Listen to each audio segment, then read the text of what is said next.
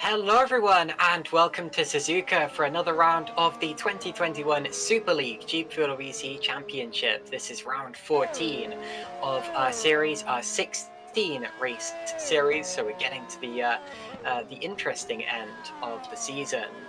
As you can see, Suzuka there, Suzuka International Racing Course in Japan, the only figure of 8 circuit on the calendar, the only circuit that crosses over itself, meaning that the tyre wear is very evenly distributed on both the left and right hand side of the car, probably with more on the left due to the sweepers and turn 1.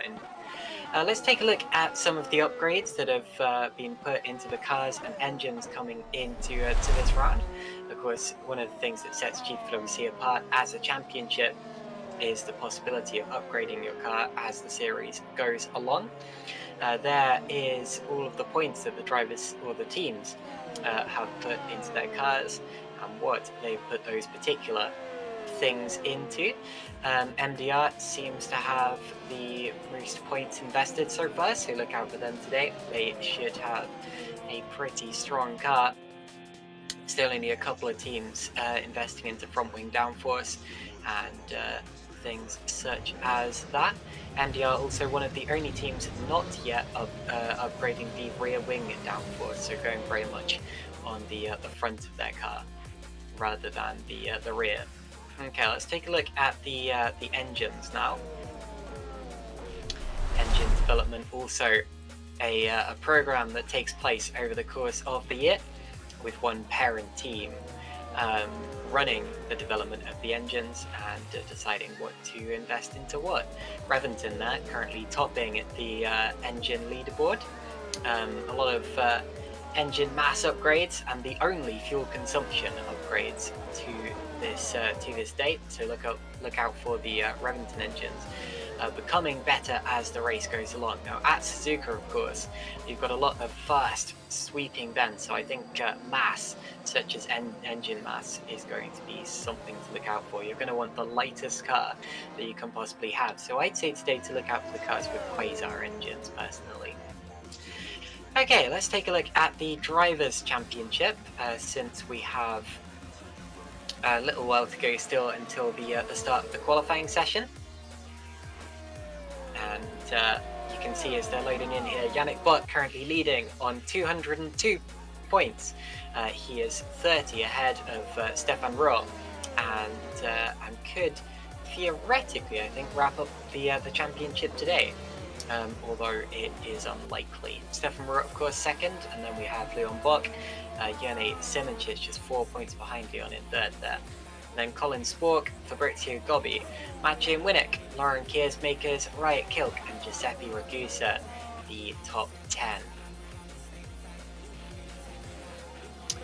Here is the constructors' standings. You have Evolution currently at the top of the team's championship. just under 100 points ahead of Holland Racing Team, and I'm pretty sure we could see the Teams Championship wrapped up today, if it's not already wrapped up. Edge Esports is third, followed by Burst and GSR Sim Racing Centre, and all of the other teams that you can see there, all 14 teams having scored points so far. In terms of the Drivers' Championship, actually, I believe that if Buck wins, and Stefan does not score any points, then that would wrap up the championship as it is, with 2 races remaining. So it's unlikely, but it could theoretically happen. Okay, that's the end of the standings that we've taken a look at. So since we still have a little bit of time to go before qualifying, here is the Super League calendar for this season. As you can see, we've already had 15 races. Team Duval picked up 1 win earlier on in the season, but sadly left before the middle part of the championship. Yannick Bock has been doing well since then, 4 victories to his name. Jenny Simoncic has 4 victories as well. Stefan Rohr now has 2. And Lauren Keersmakers is the only other driver to have picked up a victory after he won in France. So who will add their name to the list in Japan? Will it be a totally new driver? Will it be Buck, Rohr, Simoncic, or Keersmakers? Leave your predictions in the comments. Of course, it's brave to make a prediction at this point since we haven't even had qualifying yet. But if you look at the trends of the previous races, you should have some pretty good guesses of who is going to be competitive today. Only 2 rounds to go after this one. You've got Austin, Texas in the United States, and then Sao Paulo in Brazil. And of course, as I said before, the championship could theoretically be wrapped up today in the favour of Yannick Bock, although it is indeed relatively unlikely. It would require some rather unusual circumstances to take place. Okay, so we've had the checkered flag on the practice session now, so just waiting for the start of the qualifying session, and that will be a, I think, 15-minute session where the drivers, of course, will head out and try to set the fastest lap that they can possibly set in order to put themselves on the best possible starting position that they can. Here at Suzuka, it's on the left-hand side of the grid, has been since 1991, the driver's left-hand side anyway. And we all know the famous story about how the grid was changed from the right-hand side to the left-hand side due to the protests from Ayrton Senna in 1990. Let's see when the session is going to start. Colin Spork was fastest of anyone in the practice session just then. In fact, both of the Edge Esports cars topping the times. So, as I said, look out for the Edge Esports cars and the other Quasar engines. They are looking very, very strong here, although that was only the practice session, so there's definitely a chance that some of these drivers may have been keeping their cards close to their chests. Adriano Opportuni, I noticed there, in one of the Ghost Speed cars. Now, I don't think he's made any rounds. Oh, he has, sorry. He has been out for a little while, returned at the Singapore Grand Prix, although retired from that.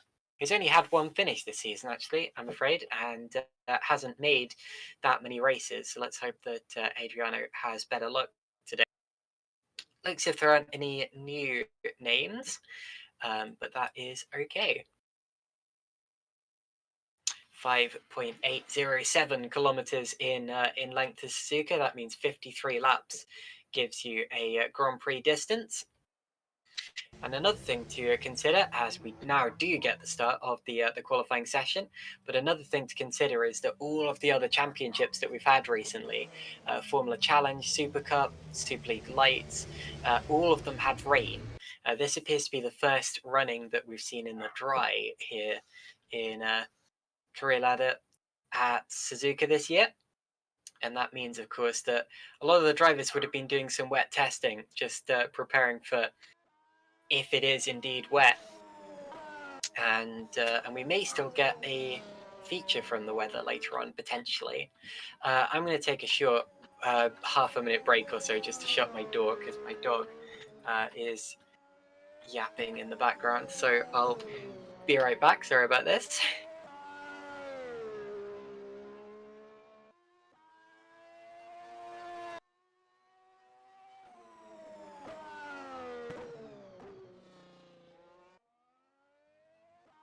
Okay, I'm back. Sorry about that. Yeah, in an ideal circumstance, I would have handed over to my co-commentator in that situation.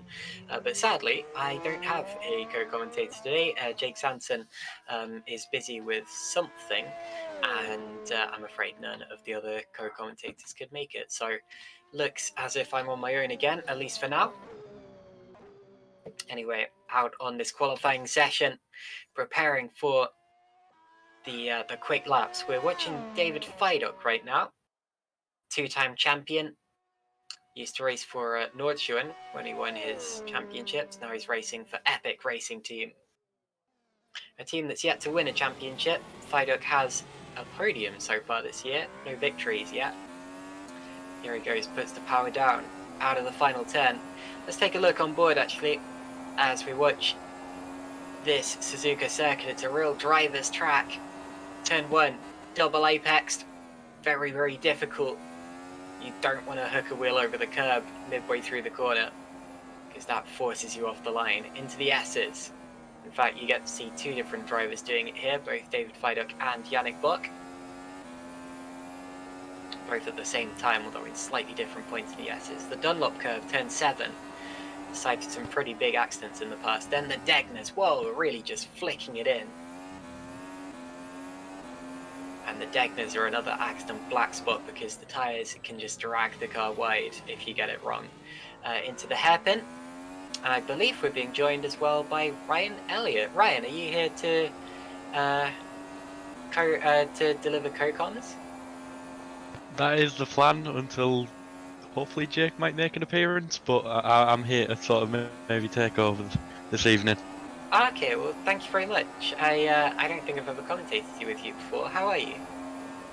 Very good. Looking forward to another night of Super League. Great stuff. Well, we definitely have that in store for you, I can promise that. We're currently watching, whoa, big slide for Fiduk, really, really big slide. That's going to be that lap. If not down the drain, it's certainly going to cost him maybe 3 or 4 tenths of a second in that. If he crosses the line, 126.772, so that is the provisional lap time. Looks like Matthias Moos is about to improve on that. Well, at least he had the class's first sector time. The lap time's already tumbling. It's real spork buck in the early stages. So Ryan, who do you have your eye on in this session? Without being completely biased to my own team, I mean it's got to be your title fighters this year. I mean the Box, Simoncic, all them. I mean Suzuka's going to be an amazing track. It always is, and the way that these guys are pushing around here is just fantastic. But I think in general, I mean HRT are strong as well. There's so many people that we need to be looking out for this evening. Everyone's got a chance. I mean, even the likes of your Panzer might make, you know, a good race this week, or even, you know, Michael Ayres. It's open to anyone in that sort of top 10, 15 drivers. Well, Panzer's up there right now, and of course Ayres was very strong last time out at Singapore, finished third in that after winning the Super League Lights race. Here's Giuseppe Saracino just starting a lap in the Green Stripes car, and Green Stripes is currently bottom of the team's championship, so they are in need of some good results. They're likely to be relegated this year back down to Super League Lights. Props them for continuing to show up, as sometimes we've seen teams who are in the bottom part of the order just kind of gradually diminish their role in G4WC Super League in the past. Here's Giuseppe Lino out of the final turn. Let's see if he can improve from P20 on the grid. Goes P18 so far. So looks like 20 cars have currently set laps. And the only cars that haven't yet set laps are Maciej Winnick, Jeffrey Fournier, and Pedro Mora. Looks like we've lost a car since practice actually, because there are only 23 here and there were 24. All of those drivers are out on the track right now, and I'd say the one to watch out of those would be Maciej Winnick in the Edge. And talking of Edge, actually, here's Colin Spork, currently second.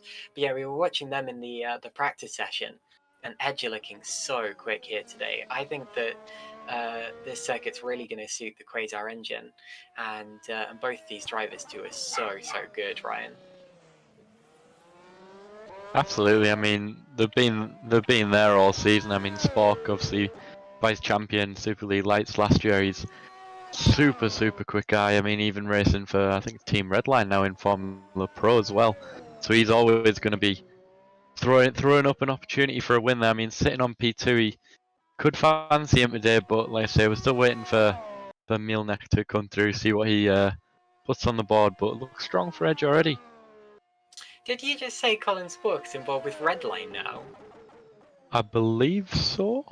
Someone might have to correct me on that, or is it Formula Challenge? I think. Sorry, he's racing in not Formula Pro, but I believe he's a Team Redline driver. I did not know that. That is amazing. Anyway, Maciej Winnick here in purple in the first sector. I told you should be looking out for him. He's yet to set a lap, but I reckon this is going to put him right in the upper echelons of the order.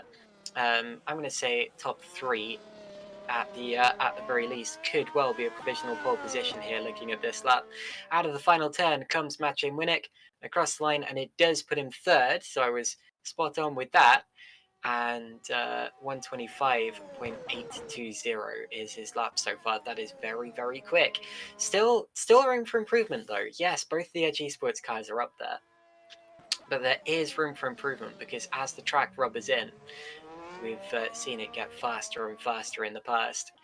And Super League, of course, is a series that really relies on mechanical grip with those big slick tires. And when the track's at its fastest, the times really do tumble. So keep watching. We've still got a long way to go before we start seeing the really quick laps. Ryan, why do you think the drivers are going out there now rather than just waiting until the track is at its most rubbered in? And why are they going for so many laps? For me, I mean, whenever I've drove, obviously Sport coming into the pits, it's sort of about getting just that initial banker in, and let's say it's just starting to get the feel of the track. You don't want to have too much of a change from your first lap, but obviously, whack, come across the line P6. I'm jumping inside, but we'll try not to be too biased. But yeah, it's Panzer P2, good spot. We're going really quick there. I mean, HRT is currently 1 and 3 as well. The times are really coming in fast here. Like we say, I mean, the top 5 are split by just over 1/10 of a second. I mean, super tight round here, always is. I know Suzuka's a big favourite for a lot of these drivers, so I think we're going to have a really good race this evening. Absolutely, Keersmaker's P3 at the present as well. So both of the HRTs up there, both the Edges up there, and Robin Panzer really throwing a spanner in the works as well amongst the top 5. And look how close it is too. The top 4 separated by less than 1/10 of a second in these middle stages of the qualifying session. Saracino there just bailing out of the lab. He's not having a great session so far, although decent considering the car that he's in. Stefan Rotz just improved on his time. 125.597 is the new benchmark, and he is going to be very tough to beat today. Panzer, Keersmakers, Spork, relatively close, 0.2 of a second separating them, with Winnick, Moose, and Bock only just back from that. And half a second would take you all the way down to 10th place. So that shows you just how close they are. Despite the fact these are differing cars, it's not a single... I suppose it is technically a single make series since all the chassis are the same, but as Pedro Mora goes for a spin. But all of the setups are so different, and they've had all sorts of different upgrades and developments over the course of the year that you wouldn't expect the order to be this close. But the thing is, a skill circuit like this is a real equalizer. It all comes down to the drivers. And look at Colin Spork there going purple in the first sector and trying to improve on his time. He'll have another opportunity or two after this lap, but if this lap's good enough, he might not even need it. Watch this. Through the second sector he goes. The second sector timing beam is in the little straight after Spoon Curve. I always think it's a little bit too late in the lap, but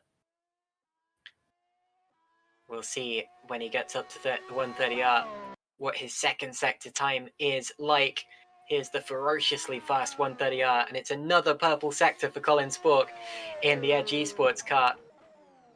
Breaks towards the Casio Triangle, takes a lot of curb. Has he still got that time in the bag? Let's see, around the final corner.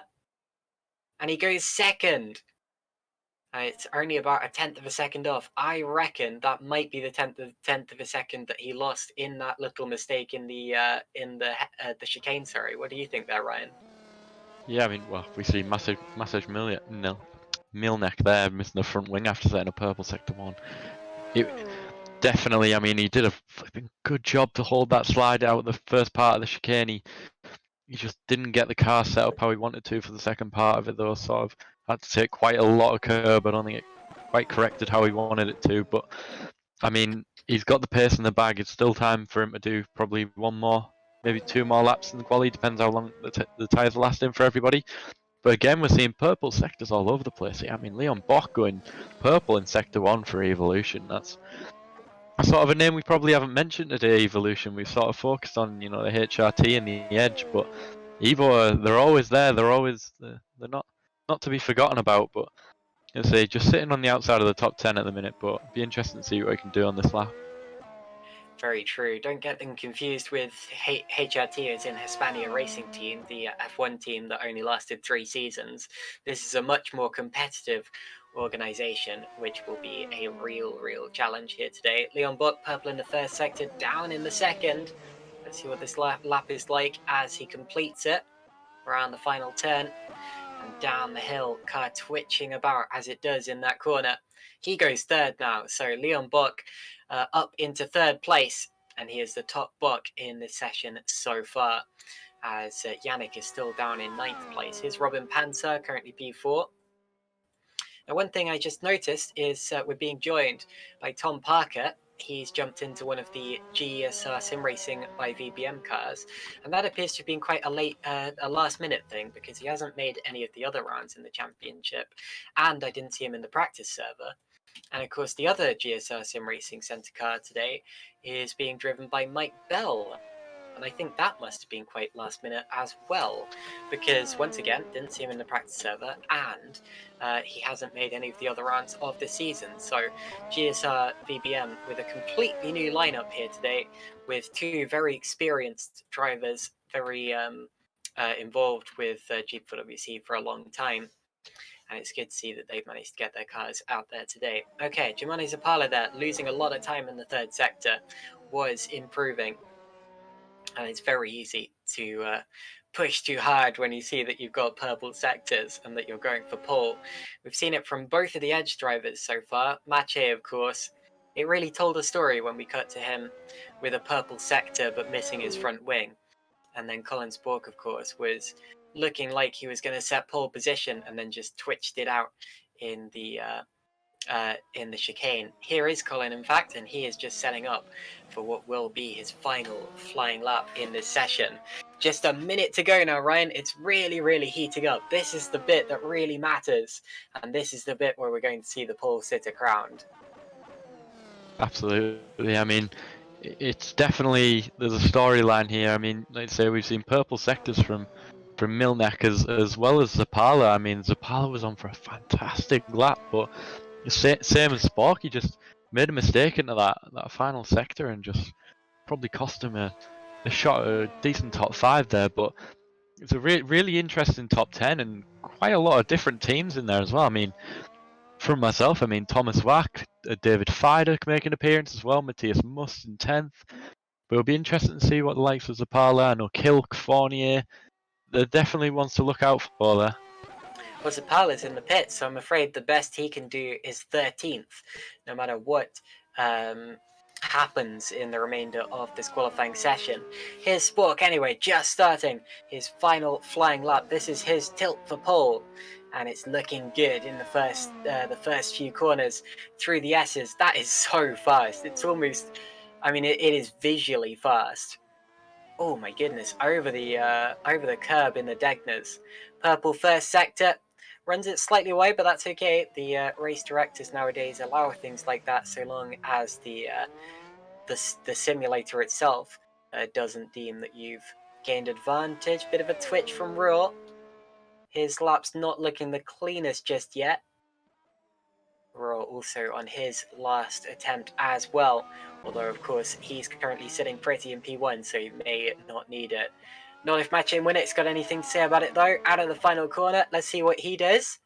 And it's second, only 6 thousandths. Look at that, misses out on pole position by 6 thousandths of a second. Colin Spork is up in the second sector as well. The bump over the curb in the Degners didn't cost him. Out of the final corner he goes. And this is going to be pole for Colin Spork. And it's not. He's missed out by 38 thousandths. It's not even second. Look at that. So Winnick second. Here comes Roll. He does not improve but doesn't need to. It's going to be Roll, Winnick, Spork. Everyone else appears to be in the pits apart from drivers outside of the top 15, but that looked like it was going to be a phenomenal lap from Colin Spork, and then it just did not materialize in the third sector. He might as well not have set it there. Mercolikini goes 18th, and that appears to be it. So 6 thousandths of a second is what separates first and second. 38 thousandths separates first and third. Half a second would take you down to 13th, and then a second would take you down to 18th. This is really close, Ryan.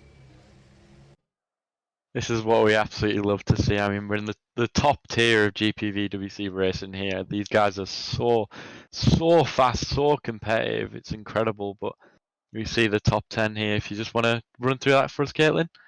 So Stefan Roll takes pole ahead of the Edge Esports cars of Maciej Winnick and Colin Spork. Leon Buck beats his brother there in P4. Then it's Michael Ayres, Robin Pansar, Lauren Kiersmakers, Tomasz Voch, David Fiduk, and Matthias Moose, the top 10 in the session. Yannick had a really bad day down in P11. Look at that. P11 for Yannick Buck. And then it's Daniel Stepkowski, Riot Kilk, Giovanni Zappala, Jakubek Alalu, Jeffrey Fournier, George Whitehouse, Mercolikini, Giuseppe Lino, and Giuseppe Saracino. We have no penalties in this round, so what you see is what you get. Jack Mayer, P21, then Isaac Clark. Tom Parker did set a lap in the end, although I'm afraid it wasn't worth much, although that did put him ahead of Pedro Mora and Mike Bell, who turned up late to the session, and so did not end up setting a qualifying lap.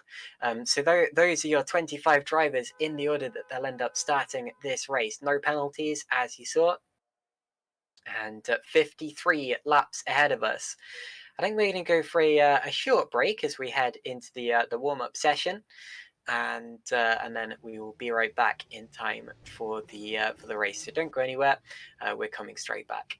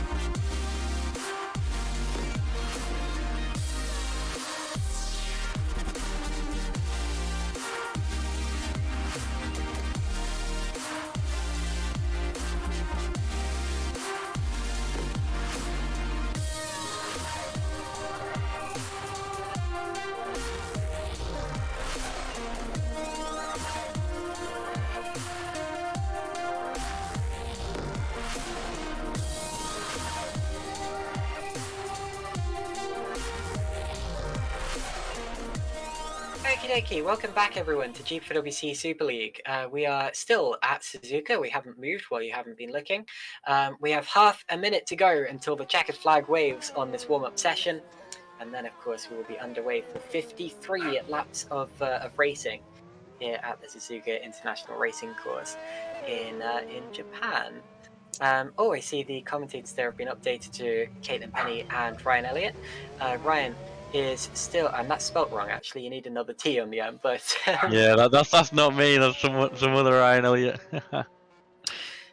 Jolly good. Ryan, so super close qualifying session there.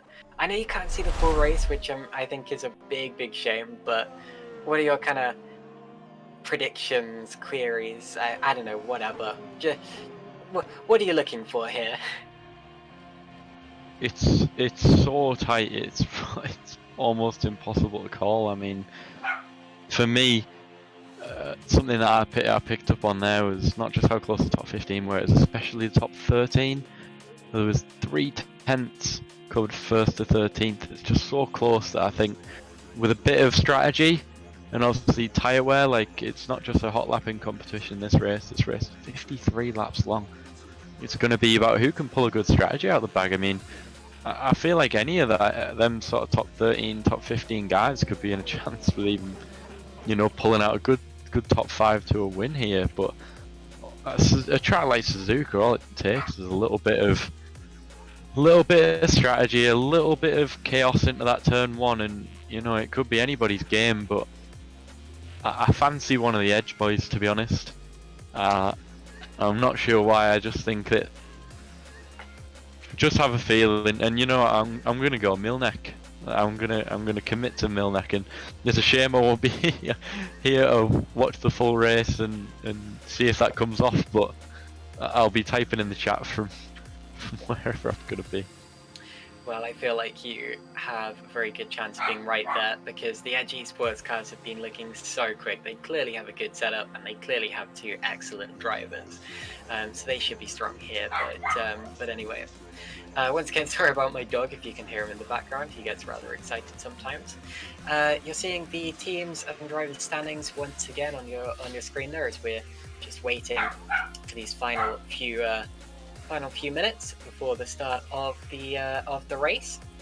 Yeah, one thing that I noticed was just how close the qualifying session was, and that's really exciting, because it means that even if drivers have different strategies during the race, or fall apart due to circumstances that happen at the start or whatever, they always seem to come back together towards the end of the race. We've seen that so many times in Super League over the last few races. Singapore really springs to mind, but only because that was the most recent example. There have been so many others where the race has gone a little steady, gone a little, I think stale is the wrong word, because it's still exciting to watch, but it's quietened down a little bit. And then suddenly in the last, 10 to 5 laps of the race or whatever, it's all started to just accordion back together as the strategies even themselves out, and as the drivers start to push, and it's just, it really feels like a last gasp battle in the last few laps of the race every single time here at Super League. So even if the race does get a little quiet at some points, you've still got the last few laps to look out for. The last 5 to 10 laps or so are gonna be a thriller. That's my prediction for this race, Ryan. Yeah, I think, like I say, I think it's so close. It just could be anybody's game, really. Those top 5 drivers are just excellent. I mean, the quality of this grid's it's just something else. But you see, we're going on a quick warm-up lap here. Not like usual F1, you won't see too much weaving, but just quickly go through the starting order. So we got Stefan Ruau, Master Milnek, with Colin Spork to the Edge Esports guys. And then we're in Michael Ayres, and that's a berth row 3 there as well, with Laurent Kiesnicker and Thomas Fach. There we go on. Caitlin? Okie dokie. Well, David Fidek there, P9, doing a good job to get into the top 10. Matthias Moose is P10. Yannick Buck, really, really lowly qualifying for him, I'm afraid to say, compared to his others in this championship. Daniel Stipkovsky, then Riot Kilk, Jimanu Zapala, Jukka-Pekka Lalu, and Jeffrey Fournier. George Whitehouse there, P17, and it's Mirko Lucchini, Giuseppe Lino, and Giuseppe Saracino. Relatively strong qualifying from the Green Stripes. They got both cars in the top 20, but still could have done better. Jack Mayer, P21, and it's Isaac Clark, Tom Parker, Pedro Mora, and Adriano Opportunity did make it back. He dropped out of it, but made it back, and he will start just ahead of Mike Bell there, down in 25th. 26th position. Parker and Mora appear to have elected to start from the pit lane. Both of those drivers quite low in the order, and have obviously decided that, you know, what have they got to lose? Let's try to keep out of trouble in the opening few laps and see what happens, right? Yeah, interesting strategy. I personally wouldn't have done it myself, but you know, they might just want to avoid that T1 carnage. I mean, even at the back, you know, anything could happen, and they don't want to sort of just ruin the race by the end of turn 1. But quite a slow outlap this one, I think. But Stefan Reutelt just setting the pace, probably just trying to really look after the tyres. You don't want to. It's so easy to take some life out of them, especially with this year's tyre model. So really holding on to them tyres. I mean, every percent counts. We all know that.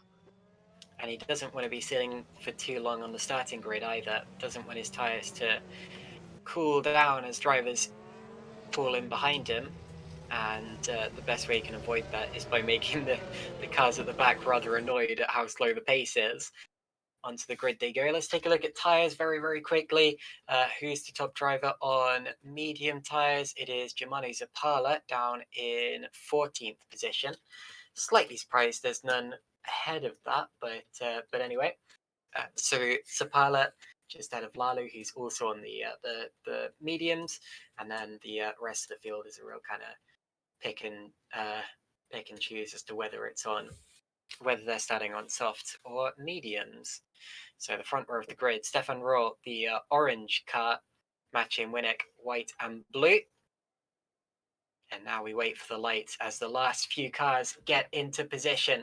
There's going to be 5 red lights, and when they go out, we will be underway for 53 laps of racing at the Suzuka International Racing Circuit. And the lights are taking a long time. Last year we had an aborted start, and this year they do come on. So we've got 3, 4, 5, and go at Suzuka. Stefan Reutelt puts the power down. Matching Winnick will be up his inside line. And look at that really good start from Spork. Spork's going to be alongside him into turn 1. And Spork gets past his teammate. So it's Reutelt followed by Spork. Winnick's banging wheels with Michael Ayres through the first couple of corners. And running wide. And he's going to be offline there, but does slot back into to P3. Is everyone else through cleanly? It looks as if, well, we've had a slight off for Giuseppe Lino. But the rest of the field are through okay. Pedro Mora, I'm afraid, did not make the start in the end, so they have. Oh, and now there's been a crash in the S's, and that was Riot Kilk there. So Kilk missing his rear wing, and Daniel Stepkovsky is also missing his rear wing in that one as well. So there was a little bit of contact. Mike Bell now taking avoiding action in the Degners. Now up in front, it's still Reutelt and Spork, but look how close Spork is getting to Reutelt. This is his chance on the opening lap of the race, taking a look into Spoon, and has to back out of it. He didn't reach him at an optimal point in the braking zone for that corner. What about down towards 130? This isn't normally an overtaking opportunity, but he has got so much slipstream, so much overspeed. The DRS comes later, but it looks as if Stefan Reutelt will have the lead towards the end of the opening lap of the race. It's Reutelt, Spork, Winnick, Ayres, and Buck. The top 5 at the end of the first lap, Ryan. Yeah, real shame to see that crash at the beginning with Stepkovsky and Kilk. We just get a quick replay of that here. Looks like it's already happened by that point. Stepkovsky's already lost his rear wing as we pick up the camera, and then he just smears into Kilk. So it's not Kilk's fault at all. He's been the unlucky victim of that one. And Stokowski lost his rear wing because of a contact, and that's what It's just Brazilian cars. that's a real shame for Kilk. So Yeah. Kilk was just collected by, obviously, as soon as the rear wing came off and he tried to turn, it's just come round on him. But already getting some pretty close racing. We're not even into the DRS stage yet. I mean, Spark's still keeping Ruart honest at the front, but starting to break away from my prediction, man, of Milnek. But even still, I mean, Michael Ayres done well there as well to make up a couple of positions. Sadly, not only did Pedro Mora not start this race, but neither did Adriano Opportuni. So we lost 2 drivers before the green flag even waved, which is unusual, to say the least. Colin Sport then made a slight error coming out of the spoon curve. Very, very slight, but it was a little twitch of the curve, which cost him the run on Royal there. In the background, Ayres is really putting Winnick under pressure, isn't he? So Ayres, who got a podium last time out at Singapore, is aiming to make it 2 on the bounce. Now we get the DRS this time around, or at least we will when they reach a DRS zone, of course. They didn't get it on the start-finish straight, but that could really spice up the action even more, keep the racing alive. In the background there's Mayer and Whitehouse, the 2 MDR cars running together. And I think Jeffrey Fortier just had to fend off Tomasz Wok. Wok doing a great job in these early stages. He is now the top driver on those. Sorry, no, he's not on the medium tyres, is he? I was looking at Zapala behind him. Zapala has made up a place though, running in P13. Looks as if Stepkovsky is now retired from the race as well. He, of course, was involved in that accident with Riot Kilk, I'm afraid, after returning for pits, and he did do a good job to make it back. Clearly, he's felt no need to go any further, and that's enough for him for today. So, 23 cars remaining out of the 26 who 26 who were here at the start of the formation lap, at least, and then the 24. Who actually started the race. Now, we're approaching the first DRS zone of the race. It's going to be the start-finish straight this time around. Ryan, let's keep a look on the top few cars coming through here and see if anyone decides to make a move.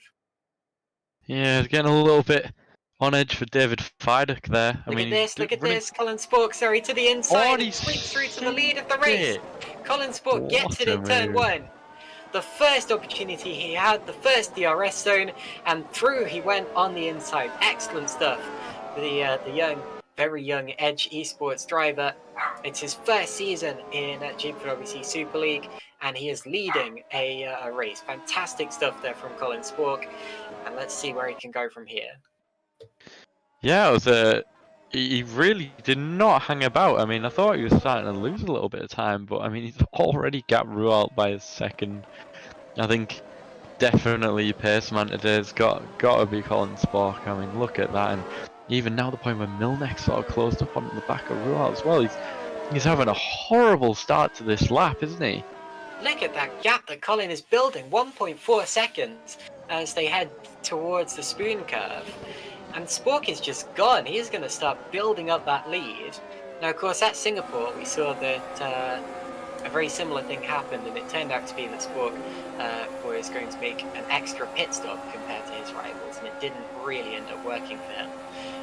So it makes you wonder, is something similar going to happen here? But at least for now, Colin Spork doing an excellent job to lead us around in these early stages.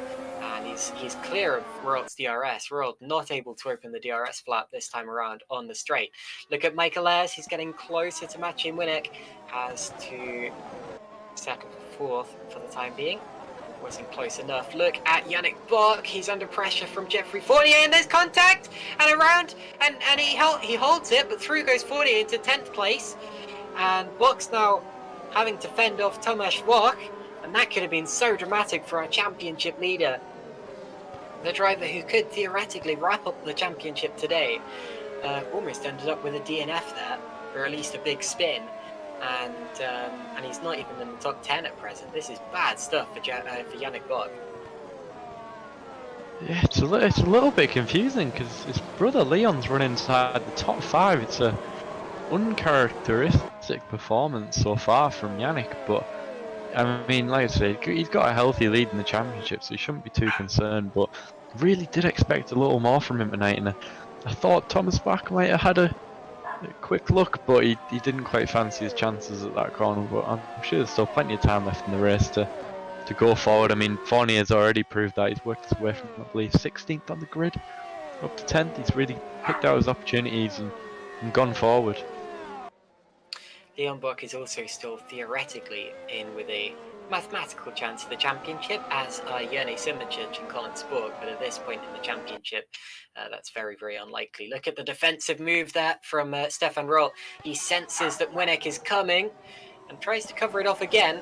Winnick will argue that he is weaving a little, I suppose, but anyway, Roll holds second place, and he is losing so much time to Colin Spork here. Spork is 0.8 of a second per lap quicker, and on the lap before last, he was over a second quicker. So Stefan Roll dropping back and matching Winnick will potentially feel like he's being held up a little bit here. So let's see how desperate he is to get that. He's lining him up, and will be for the remainder of this lap, because there really aren't many overtaking opportunities on the Suzuka circuit. It's a high downforce, high braking load circuit, and I expect that it's gonna make it difficult to overtake over the course of today. I think down into turn 1 is your best opportunity, as Colin Spork has been showing. The other significant straight on the track, of course, is the one between Spoon Curve and 130R, but the thing is, 130R is just so fast that there's no way you're getting through there unless you've got your nose well and truly alongside your opponent, Fernando Alonso style, but that is much, much harder to do. It's all about the exit to the previous corner, the exit to the final turn, the exit to Spoon. Let's see what Winnick gets this time.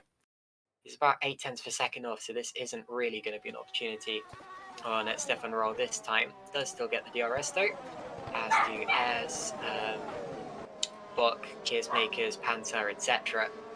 Still a long chain of cars heading all the way down the order in these early stages. Riot Kilk, meanwhile, set the fastest lap of the race so far on those fresh tyres after his pit stop on the opening lap of the race. I wouldn't count him out for points today, actually, because yes, he's running last and a long way down the order, but it is very early doors in this race, and we've still got a long way to go. So back to the fight in the top positions of the order. Spork still extending his lead, as behind him Roll and Winnick. I just saw a yellow flag. Has something happened? Okay, Giuseppe Lino, we're just hearing, is retired from the race. And Riot Kilk! Oh, were they involved with each other? Lino and Kilk have both now disappeared from the order. Right as I was saying that Kilk still has an opportunity to get a race win, but it appears, I'm afraid, that we've lost both him and Giuseppe Lino. And that means now that we have 21 cars remaining. Big shame there, especially for Kilk. Okay, just hearing that apparently, I think Kilk in particular just parked in the pit lane. Doesn't appear that he was involved in the accident. But Lino, I think, might have had enough. Anyway, we'll... like a lag spike we're hearing. Okay. Okay, thanks for that, Argo. Argo, of course, our cameraman and streamer today, providing us with some updates and, of course, with the pictures that you're seeing. Oh, mistake further down the order. It is Jeffrey Fournier, sorry. Fournier is missing his rear wing. Oh dear, and he's losing it in the Degners. Without that rear downforce. So Fournier is missing his rear wing, and it's Yannick Buck who was involved with that. Yannick Buck is missing his front wing. So it looks to me, judging by the evidence we're presented with, that Buck has run into the back of Jeffrey Fournier's car. The championship leader is ailing in the early stages of this Japanese Grand Prix. He's missing his front wing, and he's gonna have to keep his wits about him here to not be involved with other drivers as he's driving slowly back to the pit lane. Through goes one of the green stripe cars. He's going to be faster than them in a straight line, isn't he? Come on, back off before 130, please. Otherwise, Isaac Clark can have a trouble here. Wow, Clark pass it. Oh, and into the wall goes Yannick Bock. And we're getting a replay now of what happened. Kicking in. It's absolutely desperation kicking in. Here's a replay of what happened between him and Fournier. Fournier loses it, and Yannick has nowhere to go. Not really his fault at all. He just could not avoid that incident with Jeffrey Fournier. And now Jeffrey appears to have retired from the race as well. So 20 drivers remaining now. And Yannick Bock will have even more damage repairs than he anticipated now, having been into the wall at 130R at quite a high speed. His wheels were pointing some quite interesting directions there. And I'm not sure how much of that they can actually repair in the pits here, so he might still have some troubles for the whole of the rest of the race here, Ryan. Yeah, already it's been fantastic. I mean, that was a good save by Jeff, if you ask me, but it's a shame that Bock collected him and also Vac going wide from that as well. But already we're getting into it, but not long we'll be starting maybe to think about pit stops. I mean, when do we think the earliest people are going to go from softs is? Well, I think the undercut's going to be quite effective here because you're getting very, very much held up in traffic. It's a difficult second to overtake at. But also tyre life, as we're about to see Isaac Clark have an attempt on George Whitehouse with P15. Oh, and they come together in a big crash. Whoa, my goodness, that was huge. That was a horrifying looking accident. And I'm so glad that this is sim racing because that would have hurt a turn and been extremely dangerous in real life. Both of the cars are now locked together and potentially out of this race. It looks as if one of the two of them didn't really know when to give that one up. And I'm afraid it's resulted in Whitehouse in particular being absolutely smashed against the barriers. Clark still has both of his wings attached, amazingly, and he doesn't even... Oh, he does pit. But he still has both of his wings attached. But yeah, huge, very, very nasty looking accident, and I'm afraid I saw that one coming. Yeah, it was a bit of an unfortunate one, that, and I think we should say thank you for the halo on that occasion. That would have been pretty horrific if that happened in real life, but yeah, I'm not too sure what to say about that one. I think with that, I think I'm going to sadly have to leave with a bang. We're only a fifth into the way of the race, and I'm having to go. I haven't even hit the pit stop stages yet. There's still so much to happen in this race, but already we're seeing an absolutely fantastic race from Suzuka again. I mean, year in, year out, it never disappoints. Just look how close all these is. You know, it is from second to fifth there. It's just incredible. Yeah. But thank you very much. I'll go, Caitlin. Sorry I have to leave now, but I hope you all enjoy the rest of the race. I hope these guys put on a good show for you. Thank you very much. Such a shame we have to leave because it's always good to have someone to bounce off in commentaries like these. And as you said, this was going to be an exciting one. But yeah, thank you to Ryan for joining us for this Super League broadcast. And I'm afraid me and Argo are going to have to do the rest of this broadcast by ourselves. But anyway, we got this. The Three Musketeers becomes two. Back to the action. We saw Matching Winnick once again got very close to Stefan Ruhl that last time around. Down into turn one, he had the DRS open and he was so much quicker. But he's going to need another slightly better opportunity than that if he's going to make it stick. Michael Asda all over the back of him as well. We're all in trouble. Now the last few laps, of course, Colin Spork's times have actually been very similar to Ruhl. So yes, he initially got away with him. Got away from him very, very quickly, but now it's just kind of settled down, probably to conserve some tyre life, but also it might well be that. Well, actually, Ruhl's lap times have stayed about the same.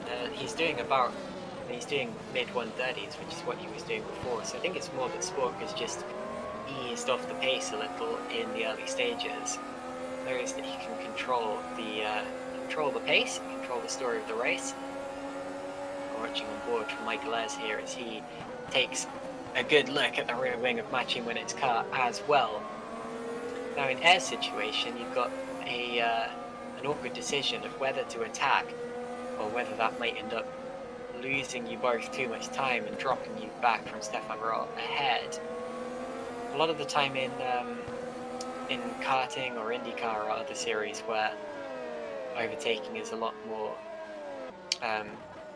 easier, you often see drivers kind of using each other, you know, swapping through one way, swapping back the other way in order to get closer to the cars in front and give themselves the best possible situation, best advantage for the race at hand. But you won't be seeing any of that here. It's just too difficult to overtake. The downforce is too high, the turbulent air is too high. Tom Parker going through the pits there. That's quite an early one. I'm afraid we've lost George Whitehouse from the race after that big accident that we saw a couple of laps ago. And no surprise there, I'm afraid to say. Did we see that Jeffrey Fournier? Oh yeah, we did see that Fournier was the driver who crashed with Yannick Bock. Sorry, I'm just reminding myself of what's already happened in this race. And look at that big defensive maneuver from Matej Winnick. He goes over to the right-hand side to fend off Michael Ayres, who sweeps through, but finds the curb. Matej Winnick shows him the outside of the corner, says, "Oh no, you don't, my friend." Matthias Moos now, one of the first drivers, or the first driver in the top 10 to come into the pits. So I suppose that answers Ryan Elliott's question about when the first pit stops will come. It's right now for Matthias Moos.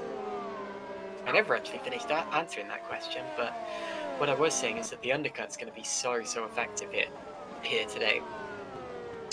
If you can get yourself out of traffic and if you can come out in clean air, then you have a big advantage, possibly an even bigger advantage than you would have had last time out in Singapore.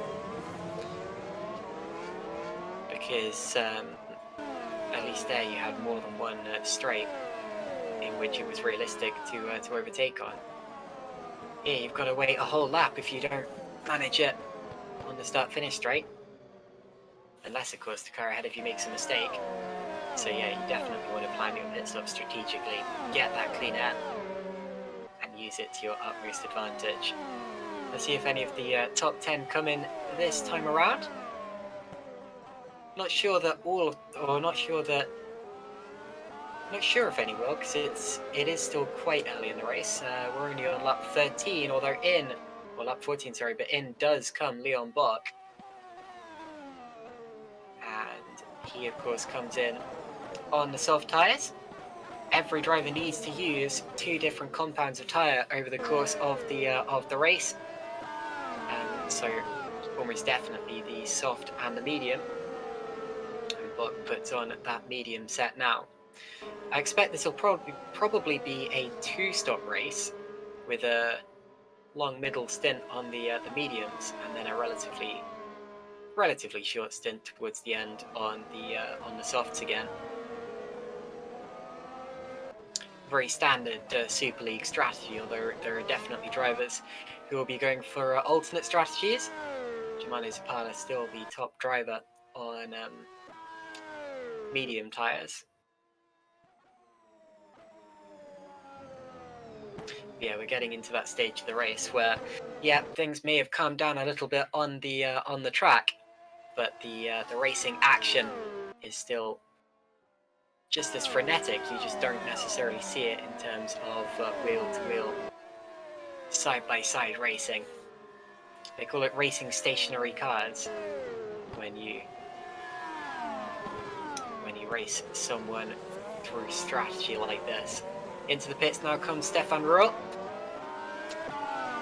and he will probably go into the mediums as well. So now Sport, Winnick, Ayres, etc. are all racing a stationary car, trying to put in the lap times in order to fend him off. Look at Robin Panzer. Well, he was taking a look at Lauren Keersmakers there. And as I said, very difficult to overtake here. He's going to have to wait pretty much a whole lap in order to be able to do that again. Roth's not got the most clean air here. Comes out just behind Jaap Meijer. Thomas Schwark also in the pits there as we look. Yeah, Saracino. Sorry, Royal comes out behind Saracino. Jack Mayer only a couple of seconds up the road from him. So some overtaking is going to have to be done here. And that is a little worrying for Royal, because like I was saying earlier, Winnick, Ayres, Sport, Keersmakers, etc. are all racing him for position here. And Royal, of course, seem to be struggling a little. Winnick all over the back of them before those stops. Now Leon Bock is caught up to Stefan Roll through all of that. And the positioning of Bock in relation to Roll demonstrates what I was talking about in terms of the undercut being effective, but it also shows that he's going to have quite a hard time fending off Mathieu Winnick now. So into the pits, Colin Spork this time. Spork is in, so Mathieu Winnick in the other Edge Esports car inherits the lead of the race. Also in are Ayres, Keersmakers, Fidok, and Panzer. Wow, so first through to six, with the exception of Mathieu Winnick, all into the pits. David Fidok's in, so it's Winnick first, Sapala second now. Jakub-Pekka Lalu is gonna go through in third. Let's see where they all come out. Royal does come out ahead of Ayres. In fact, Bock appears to have jumped Ayres there. So Leon Bock there up into what will effectively be fourth position. He is ahead of Michael Ayres. Through, and that's because apparently Michael Ayres had to make a penalty. Oh, Lauren Keersmakers got a penalty. So Lauren Keersmakers has a drive-through penalty. Has he served it yet, or has he just got that? Okay, so Lauren Keersmakers has just been given a penalty. Is that for speeding in the pit lane? Yes, indeed. A firm. So Lauren Keersmakers, who was well and truly in the top 10, is now going to struggle. Look at Colin Spork all over the back of Jakub-Pekka Lalu. Goes for a move, and we've cut away from that at a rather bad time, but we're back to it now. And Spork was not able to get past him there, so he's going to get held up. Playing potentially into the hands of Mathieu Winnick, who's now into the pits. To the outside at 130R. Oh, they touch. They bang wheels. They're leaning on each other. And now Spork does go through. Wow, I really thought they were gonna come together much worse than that there. That was heart-racing stuff. Germano Zapala temporarily leads the race. Now, where does Winnick come out? Spork leads. Lalu goes through. Royal goes through as well. So Royal does still keep ahead of Mathieu Winnick, despite pitting sooner. But look at this. No, sorry, I thought Winnick was on the softs, but he is indeed on the mediums, as expected. So Zapala and Lalu are the two drivers slightly out of position at this stage. They're the two drivers in this mix who started on mediums and are yet to stop. And if I'm not very much mistaken, Royal's actually been dropping back a bit from Lalu in these last couple of laps. No, I am very much mistaken. His last lap was 2 seconds quicker than Lalu's. Wow, I was very much mistaken in that. Sorry. But that does mean that Royal's now going to have to pass Lalu on track as well. Some of that time loss would have been because of Lalu having to go side by side with Spork through 130R. And I am so glad that they both got through that cleanly, my goodness. Okay, here's Michael Ayres on the back of Leon Bock. Drop behind him in the pit stages. And it's a bad feeling when that happens, because you know that you have the potential to beat the driver who you're staring down the gearbox of, but you've got to do it all over again. Into the pits comes Jakub-Pekka Lalu now, so Royal gets some clean air, goes through all by himself. Still Zapala staying out in the lead. That puts Spork up to second and Royal up to third. Into turn one there, Fidok's just had to fend off Saracino. No, he's just passed Saracino, look at that. So he started the lap just behind him, so a good move from David Fidok, bravely down the inside.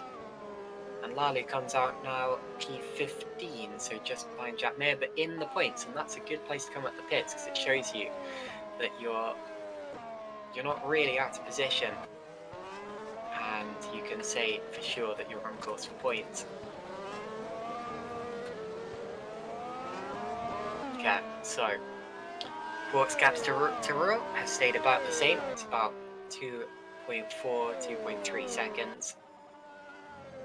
Ruhr to Winnick is about the same as well. Winnick is right on the back of Ruhr. The different checkpoints around the course are showing different gaps, but it's around 6 tenths, 7 tenths per second. Could come down to half a second by the time they reach the start-finish line. And then Bok and Ayres glued together, but of course in the opposite order to how they were before. And Laurent Keersmakers has served his drive-through since last time we've been looking. He is down in 13th now. And Isaac Clarke, I'm afraid, is out of the race, so already this has been a real race of attrition. 18 cars remaining. Now look at Ayres. Ayres to the inside of Bok and backs out of it. I think what he was hoping there was that Bok would be distracted enough to make a mistake. Ansar just passed Saracino as well, so Saracino is still staying out there on those medium tyres, now down into 10th place. Yeah, I think Ayres was hoping that Bok would be scared wide and that he'd have easy pickings in the middle part of turn 1. I'm afraid it didn't quite work that way, but it definitely could have done.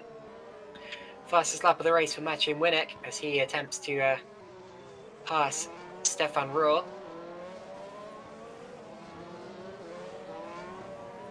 Although it's not much faster than some of the other laps that we've seen so far in the race. He beats the previous fastest lap by just under a tenth of a second. Stefan Ruhr was only a couple of thousandths off his lap actually, so both of those drivers lapping at a very similar pace at this point in the race.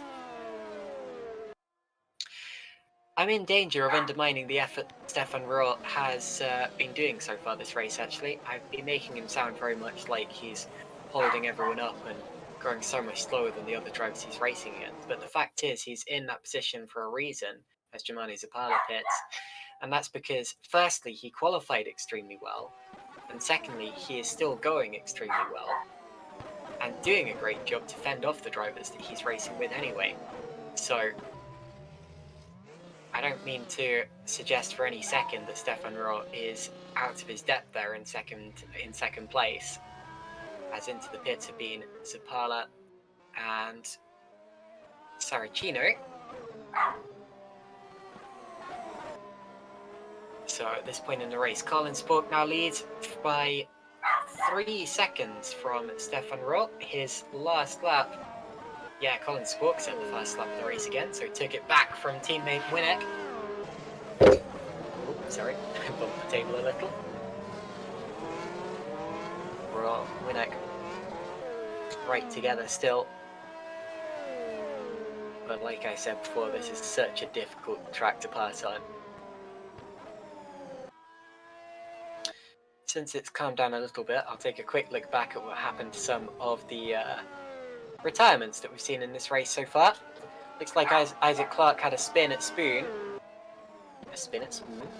And then retired from the race, so either lost the engine or decided that it wasn't worth continuing. Giuseppe Lino, we didn't quite see what happened to him earlier on, but we did see a yellow flag around that point, so I feel like it might have been slightly violent. Oh, look at that. Ayres around the outside of Leon Bok. Makes it stick for 4th place, so that's the move he's been trying for the last few laps, and this lap it's paid off just as he hoped it would. Great stuff there. Michael Ayres back up into 4th place. He knew that he was out of position after that stop, and he wanted to prove it. Jack Mayer, they're also taking a look at Mirko Lucchini. Not with the same amount of success. Now, Lino's was a crash. He lost it into the Degners, ran wide onto the grass and understeered off, and it was a big hit into the wall in the end. So that's why Giuseppe Lino's out the race, I'm afraid. He joins Isaac Clarke, George Whitehouse, Jeffrey Fournier, Riot Kilk, Daniel Stepkowski, and Pedro Mora as the drivers who, well, Mora never really started the race, of course, nor did Adriano Opacini. But yeah, like I said, a real race of attrition. Only 18 drivers remaining. Shout out to the two GSR sim racing sent by VBM cars who are continuing, Mike Bell and Tom Parker. I get the impression that neither of them did much or any practice before this round, because, like I said, I didn't see them on the practice server, and they seem to be a rather surprise entry to this meeting. But both of them are still running, and at the rate that this is going, the fact, we're not even halfway in, and already we only have 18 cars remaining, there is quite a high chance that at least one of them will end up scoring points today. They may be off the pace, but I don't mean for that to be disrespectful to either of them, because they are obviously doing a good job just to be here. Jack Mayer now up the inside of Mercolicini, and does pull off the move that he tried to pull off last lap, this time much more successfully. So Jack Mayer through into P12, ahead of the Green Stripes car of Lucchini.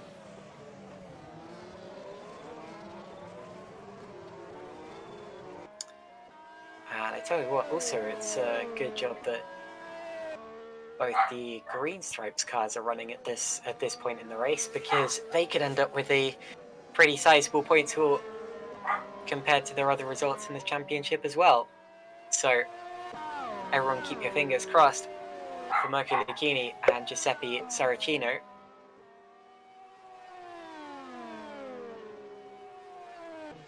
As I just accidentally mute myself, not good.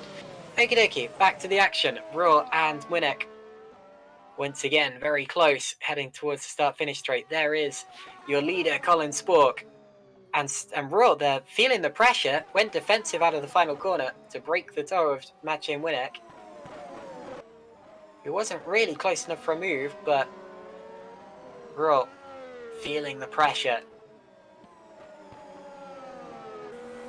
And that shows Winnick that what he's doing right. He's putting the pressure on Stefan Roar, reminding him every now and again, look, I'm here. You can see me in your mirrors. Take a look. Through the Degners now. Second Degner, slightly banked. Up to the hairpin. Innovatively named hairpin. And then up towards Spoon Curve. I believe this turn that they're going through now is called 230R, because that's the angle that the corner is at. It may be 240 or something like that. It's close to that anyway. And then out we go onto the back straight towards 130R. How fast are they going through 130R? 317, 318 kilometers per hour. Just shows you how fast that is, and it's quite a direction change actually. It's not inconsiderable as Colin Spork sets a new fastest lap, so you can imagine the kind of G-forces that the drivers will be pulling through there, or would be in real life. Even in sim racing, that kind of corner is difficult because it wants to wrench the wheel out of your hands, and it makes you so nervous to go anywhere near a curb or anything like that. 129.196 was the lap from Colin Spork. Compare that to the laps you saw in qualifying, and that gives you a good example of what he's doing. As into the pits now comes, that's Yannick Bock, who's not yet in the points, I'm afraid to say, having a torrid time of it. Now I don't want to name names here, but I've seen a lot of corner cutting today. Like, a lot of corner cutting. Now, of course, the official ruling this year is that, for the most part, it's going to be left up to the simulator itself to decide when to penalise someone or to warn someone of corner cutting. Although the race stewards can still interject if they feel that people are overstepping the mark. But the trouble here today is that I think people have figured out that they can get away with slightly cutting the chicane, and then again the Degners, and are exploiting it quite badly. It's not a great look, so hopefully we get better detection for corners like that in the future. But anyway, I understand that it is a very tough task to keep, to have GPWC staff members or stewards looking back at every driver's race to check when they've cut corners and how much. But yeah, there are definitely some drivers who figured out that you can absolutely launch it over the inside curb at the first exit and just not really worry about where you actually turn in. Take a look at some of the tyre marks next time you go through a corner like that, and you'll see exactly what I mean. So here's Colin Spork, 6 seconds now ahead of Stefan Roll, still pulling away, still extending his advantage. His last lap was a little off the best that he can do, but it is still very much enough to pull away from Stefan Roll. 5 seconds. Final turn of this particular lap. Okie dokie, we're now, as near as makes no difference, halfway through this race. And yeah, we've reached a little bit of a lull point, but that's okay. Like I said before, the strategy of this series, the way that the tyres work, always provides us a fantastic end to the race. There you see the number of stops that every driver has made on the left-hand side of the screen. Bock and Park are the only drivers with 2. Bock, of course, one of those was for damage, and for Parker it may have been the same thing, but he is very much just running and seeing if anyone will drop out of the race in front of him, see what he can do about it. But anyway.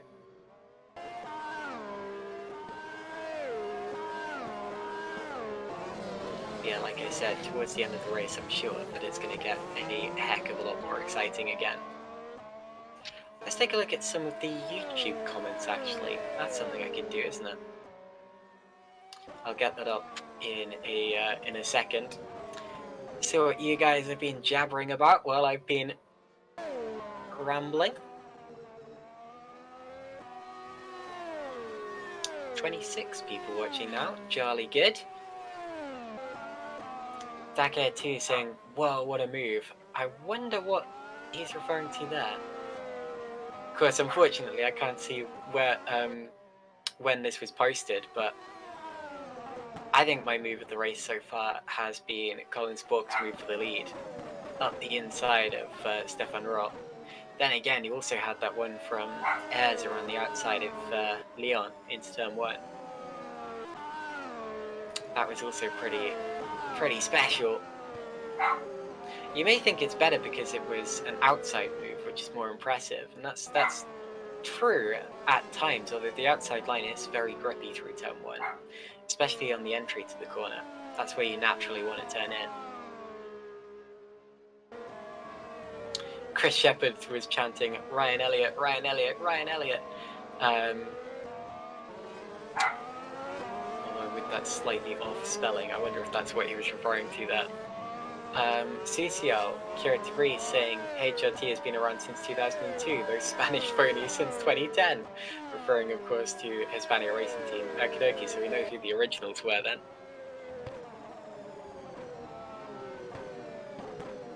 Anyway, please see that some of you are watching along and enjoying this round, and we hope you'll continue to do so for the rest of the race. Like I said, the end is probably going to be worth staying around for.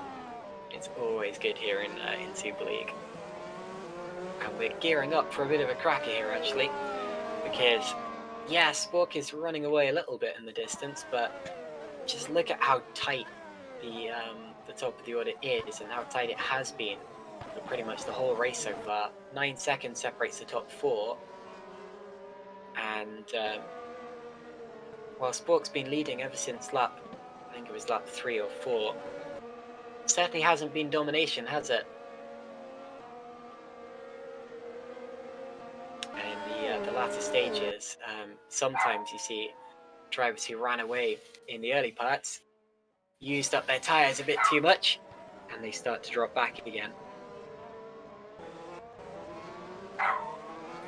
David Feidock being followed through by Robin Panzer here. Robin Panzer, Burst Esports, former Formula Sim Racing FSR driver, was quite famous and successful in that, and then came over to GP4WC for a different challenge, and boy has he got one. But he's been adapting well to it, adapting well to this car, and has been getting close to some victories this year. Hasn't got any victories yet, but at times he's been right up there. Had some bad luck in the early part of the season. It all started coming his way after a little while. Got his first top 10 of the season in Canada. Was right up the order in Belgium for a little collision in the early stages. Put him down the order. And then of course picked up 2 top 5s in the last few rounds. And my dog very much wants me to let him in. Sorry about this. I'm going to tell him to be quiet quickly. Let me just mute myself.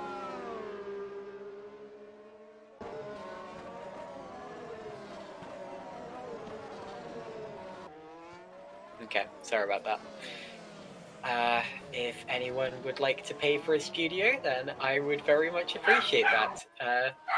Indeed. Anyway, so Stefan Rohr now and Maciej Młynek.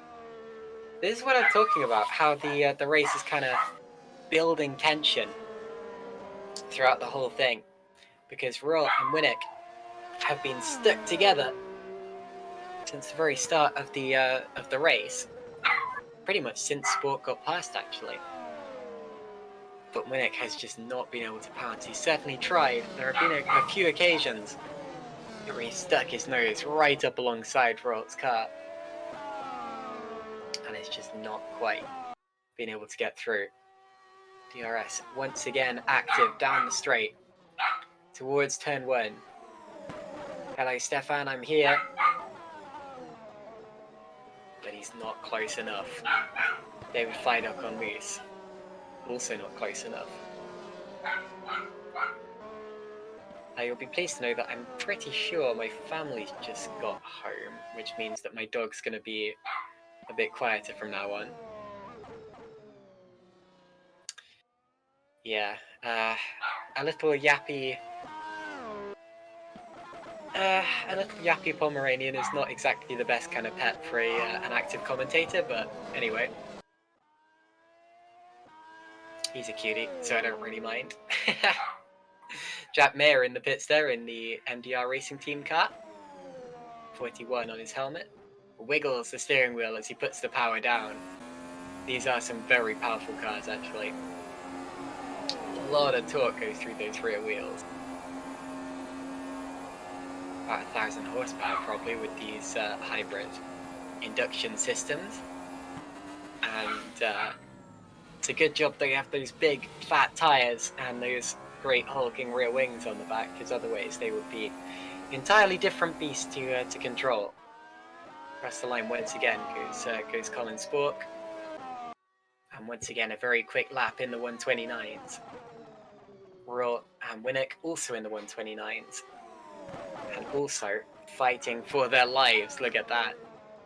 Moose and Feidock closer than they were. Feidock taking a look and backing out of it.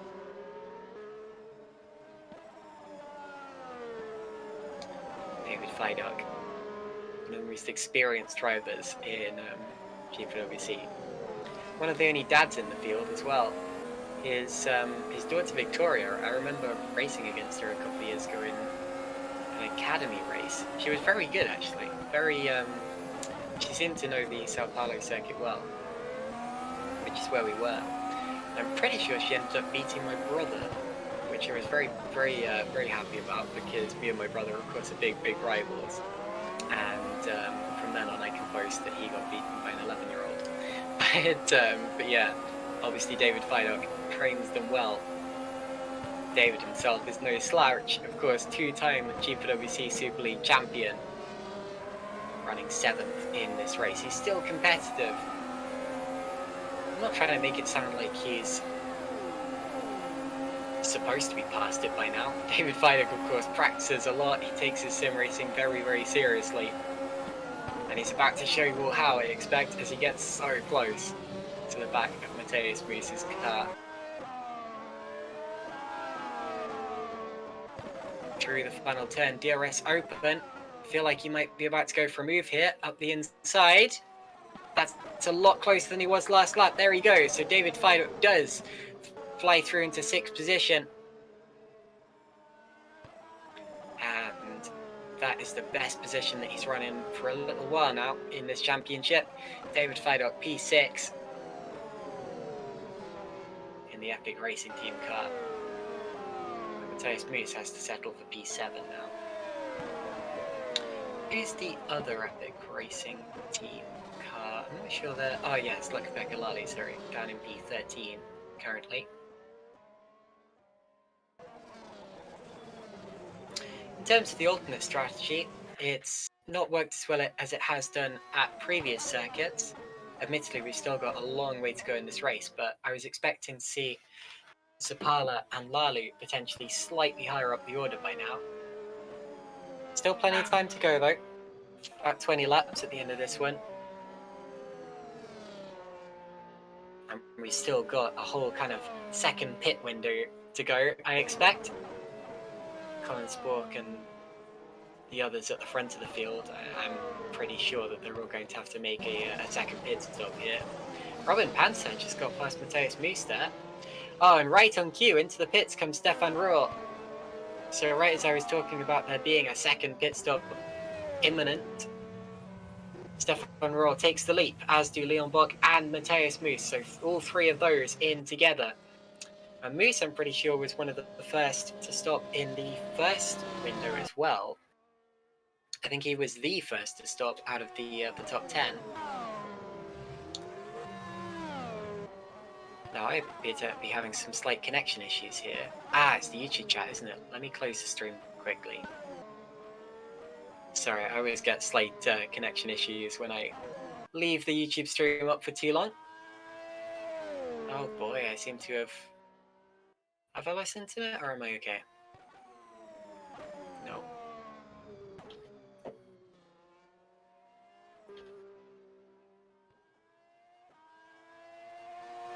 Well, if you can hear me, I'm sorry, but I don't think that I'm coming through here. Oh, wow. Am I back? Oh, good. I'm back. Great. Sorry, yeah, a couple of minutes there, I couldn't see anything that was going on the server, and I wasn't sure that I was coming through at all. But anyway, I'm back now. I think I am about to crash from the server, but I can still see the Discord stream, so that's okay. Okie dokie, Jumani Zapala on the back of Tomasz Włoch. I mentioned just now that I thought Zapala would be higher up the order than he was, and he is now running in 7th position. There's definitely still time for his strategy to cycle into play. David Fidek's in the pits now, Robin Panzer also in, and Tomasz Włoch. And I have now crashed from the server. Jolly good, or not. Okay, let me close down R-Factor 2. I'll watch it on the Discord stream exclusively from now on. Okay, so that puts Panzer out just behind Fidek, a couple of seconds behind him. And it clears Winnick and Ayres for the time being. And once again, that brings into question the battle between Rohr and Winnick. Makes you wonder, will it really be an advantage for Rohr to have pitted earlier, or is he now going to get held up by Jumani Zapala, for example, and struggle to fend off Maciej Winnick? It's going to be an exciting one. I personally think he's probably going to keep this one, but it does depend on how quick Winnick is on this in-lap. Colin Spork into the pits from the lead. Keep a close eye on that. Let's see if everything goes okay there. Spork, who's been leading since lap 3 or 4 in this race, goes on to another set of mediums, and that will be what he takes at the end of the race, unsurprisingly. I said earlier that it will probably be soft, medium, soft, but at this stage it's definitely more exciting than to... Sorry, just got totally distracted there. But yeah, no, sorry, it's probably going to be more... I'm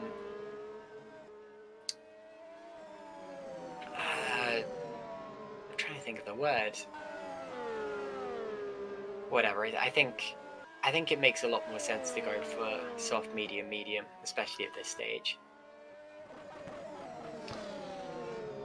Okay, Laurent Keersmaker's getting a little held up after his stop, running P15. He'll be kicking himself for that drive-through earlier. There's one track where you do not want to get a drive-through penalty on this year's calendar. It's probably the Japanese Grand Prix at Suzuka. Singapore would be another good shout, but like I said earlier, there are multiple places where you can overtake at Singapore. Here at Japan, you've only really got the start-finish straight. It's a very, very difficult one. And these cars, of course, are tricky in terms of overtaking. They do produce a lot of turbulent air, but even so, Suzuka is one of the worst tracks for that, if not the worst for that. Next time out at Kota, it's going to be a little bit, still going to be quite difficult, because Kota is quite a high downforce track in its own right. Now, let's see if Roth can clear Zapala. And there's Winnick coming out the pits. And he does go through. It was 3 wide into turn 1.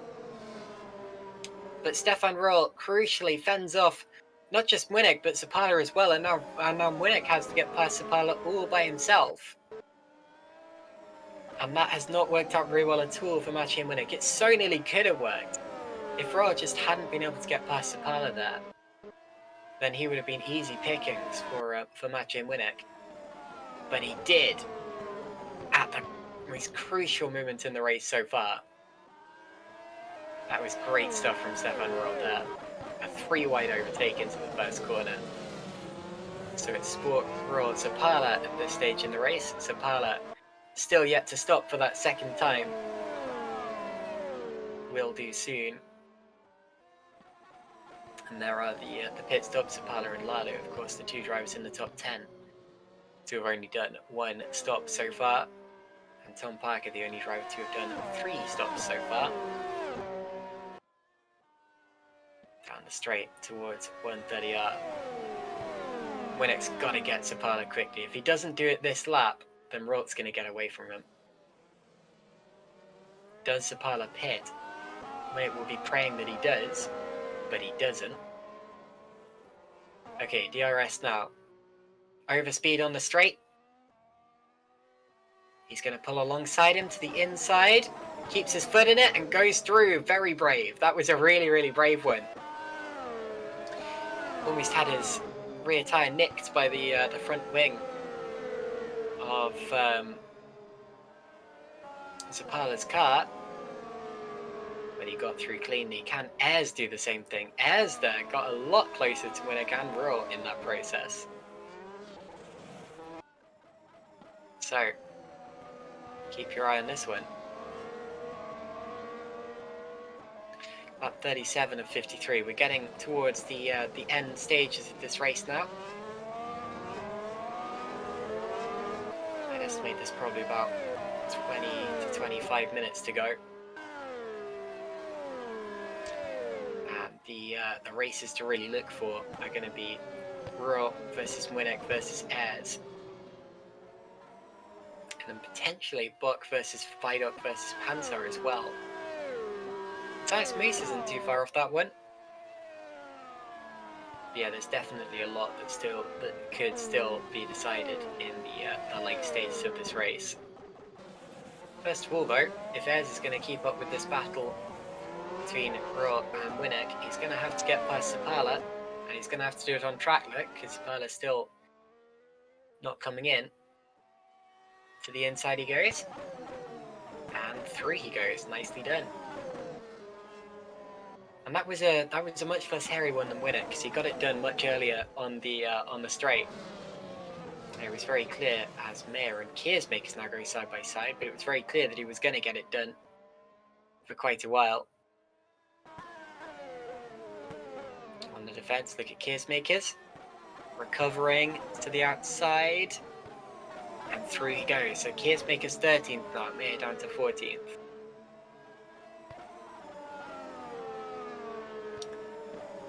Here's Colin Sporks on board on the inset.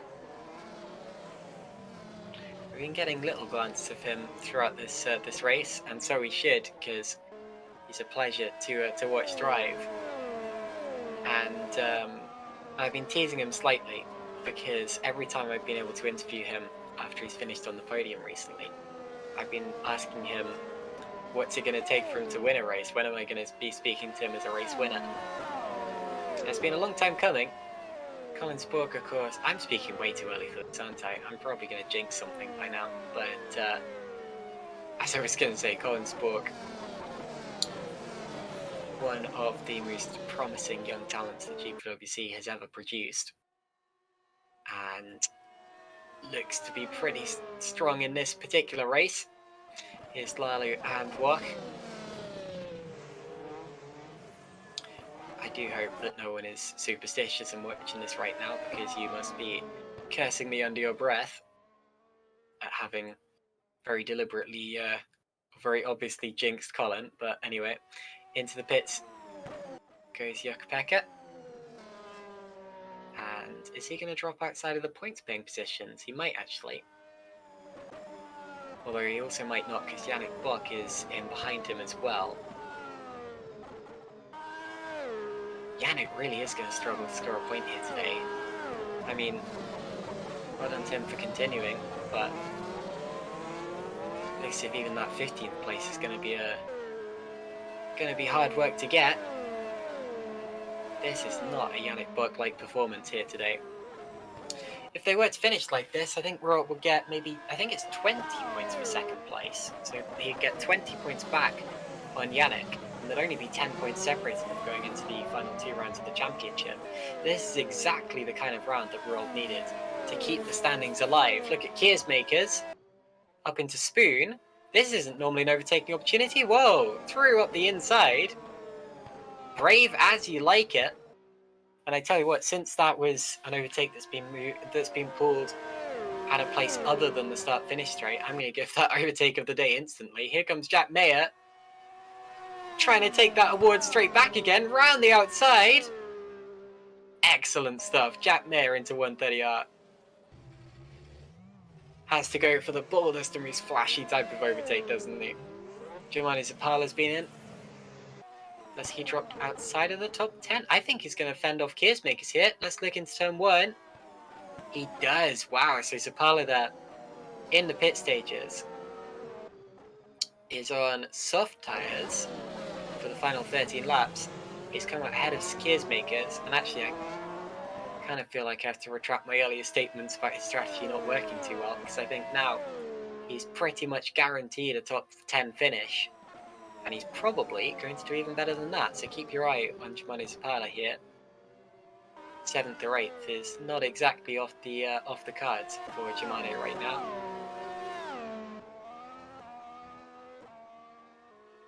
Much to Keersmakers' annoyance, because he will be feeling that he deserves one of those places. Rules are rules, I'm afraid. It's very, very difficult to avoid speeding into the pit lane sometimes when you're racing, when you're eager to keep your foot on the throttle for as long as you can, but if you gain an advantage out of it, you've got to pay the price. So back to Roth and Winnick. I don't know how many more times I can say that in this race before something's got to happen. The gap to Spork up ahead is now 10 seconds, so Spork in these last few laps has been really starting to pull away. At around the halfway point in this race, it was only about 5 seconds. And now in the next 10 laps or so, it's come out quite considerably. He doesn't really need that much of a gap, but at this point he just wants to get it home as quickly as he can. Tom Park is in the pits again, I'm afraid to say. That's his 4th pit stop, but since he's relying very much on people to retire at this point, it doesn't really matter that much. He just wants to bring it home in the most comfortable way he can. Both of the Go Speed cars have been lapped, I'm afraid to say. So 16 cars still running on the lead lap of the race. 14 of those within a minute of each other. Shows you how close this field is still. Now Royal felt the pressure here from Maciej Winnick, but once again I don't think he's going to be close enough. Look at that though. The way he weaved coming into the straight. We've seen that before, and actually last time that happened, the very next lap, Winnick had the biggest attack that he's had in this race so far. Keep your eye on that.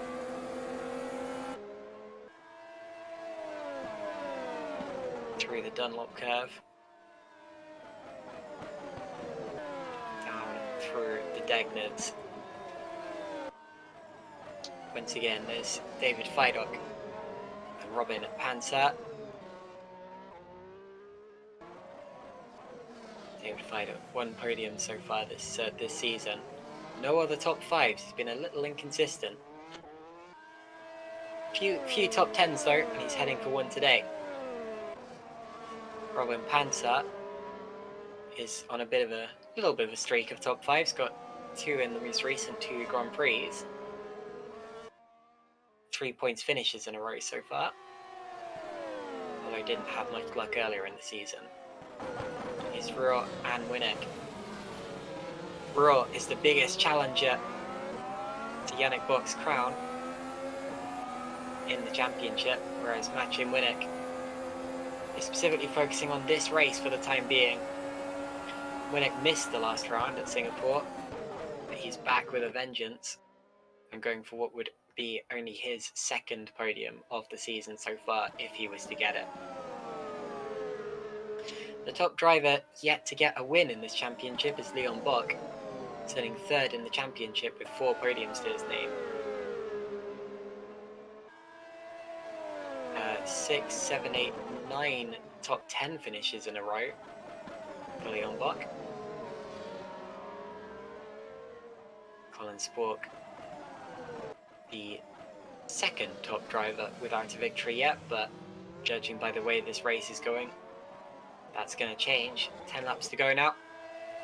Jack Mayer in the pits. Put Saracino into the final points paying position for the time being. It does put Yannick Bock back into the points. I think he will come away with something today, despite his 3 pit stops, but it's only going to be 1 or 2 points for his efforts, I'm afraid to say. Not a Yannick Bock-like race whatsoever. We did see what happened between him and Fournier actually, and I think at some point I want to go and have a look at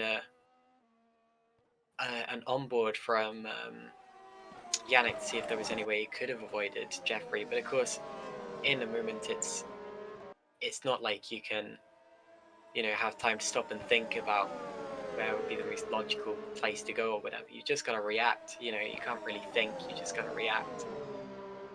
So even if he didn't pick the optimal route, it may still not have been his fault whatsoever.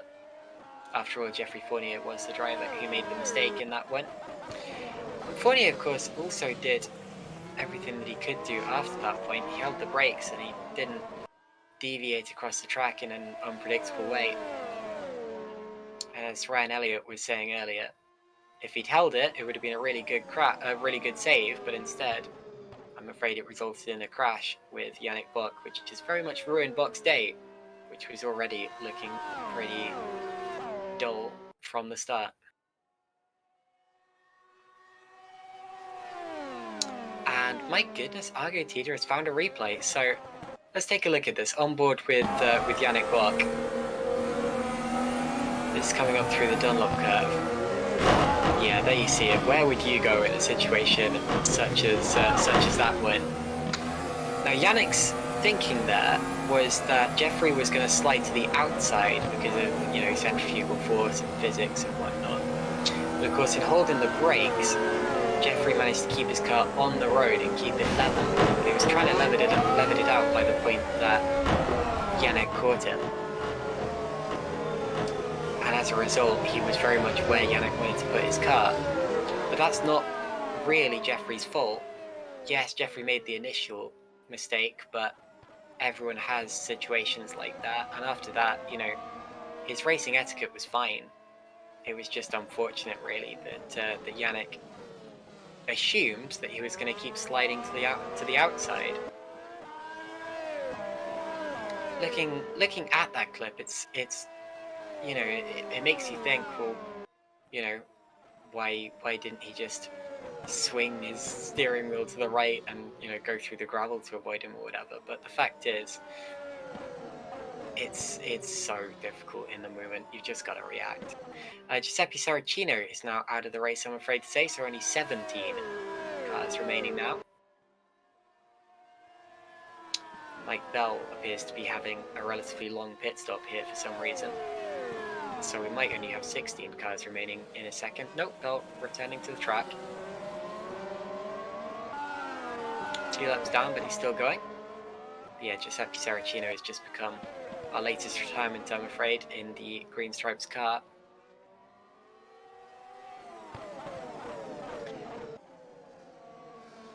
Yeah, thank you very much, Argo, for finding that replay. That was actually it was so long ago. I actually really appreciate that.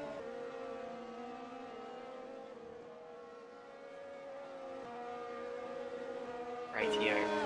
7 laps to go in this race.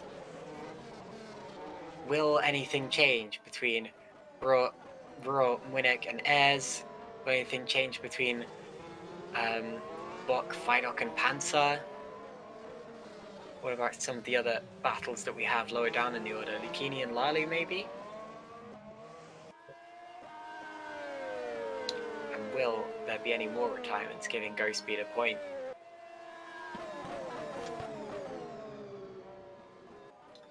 All this and more in the next 7 laps.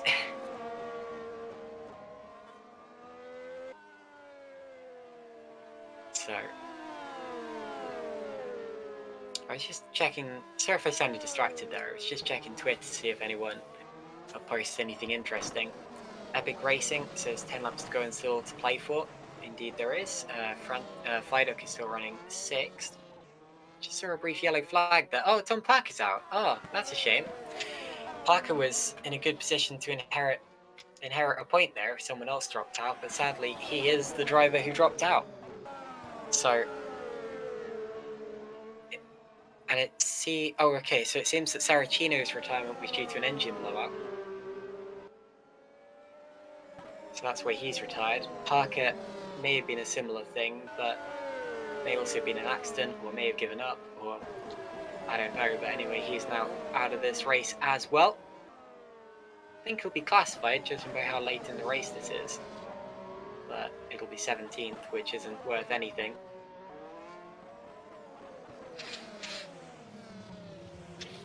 But yeah, if one more driver retires before lap 51, then Mike Bell can end up scoring a point here.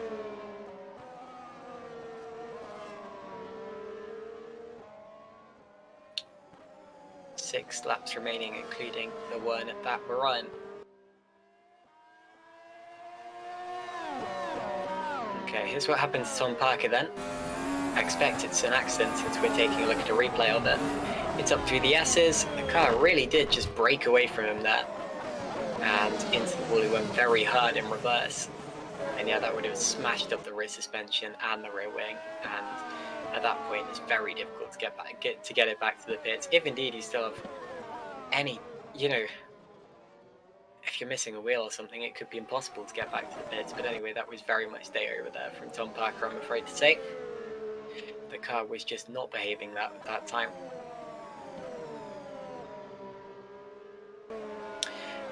With 5 laps to go, I would like to make a brief apology about if my commentary sounded a little, I guess, monotonous or whatever today.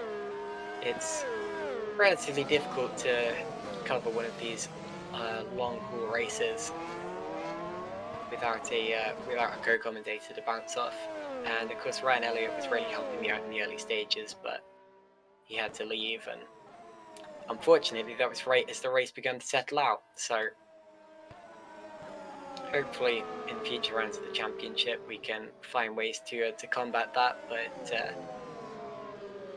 yeah,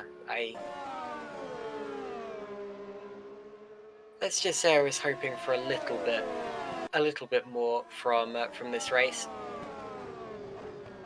Even so, we have got a few things to look at in these late stages. A few things, few tensions simmering.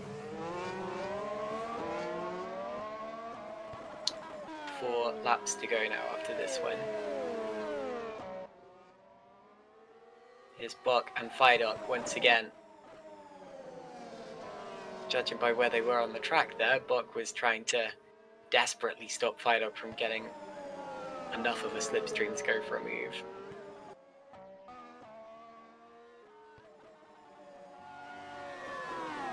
It looks like he managed it for the time being. Yannick Buck still hunting for places. Sees 2 more, which may be up for the taking there. Lucchini and Lalu.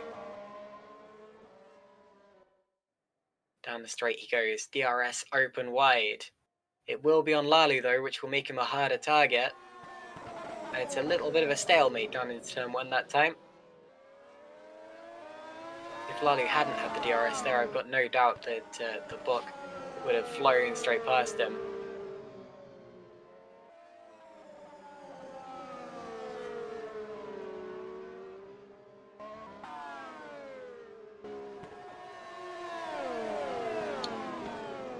So, 3 laps to go. This Buck is lapping so quickly, even in these late stages.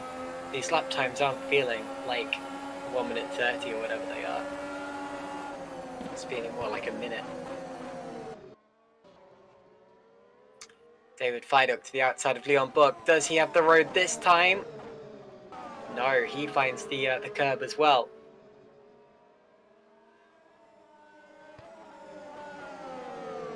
That's the way to defend a move like that into turn 1. Just hold your position. Let's see if Thomas Rock can do it. Yes, he does. See, you just hold your line. Keep it on the inside. Although in Zapala's case, there's still room through on the inside of the next corner. Wow, they bump wheels. I think something's happened to Lucchini. He's just lost a place where we haven't been looking, and there was a brief yellow flag. So that puts Buck up into 13th. Buck's now going around the outside of Lalu and makes that one stick very nicely. So Buck is still on course for some points today. P12 at present. But yeah, great move there from Zapala. He was all over work and just did not want to give that one up. I think I overestimated his situation a little in the past when I said that maybe P7 or 8 was still possible, but just shows you how unpredictable racing can be. It really does shake things up.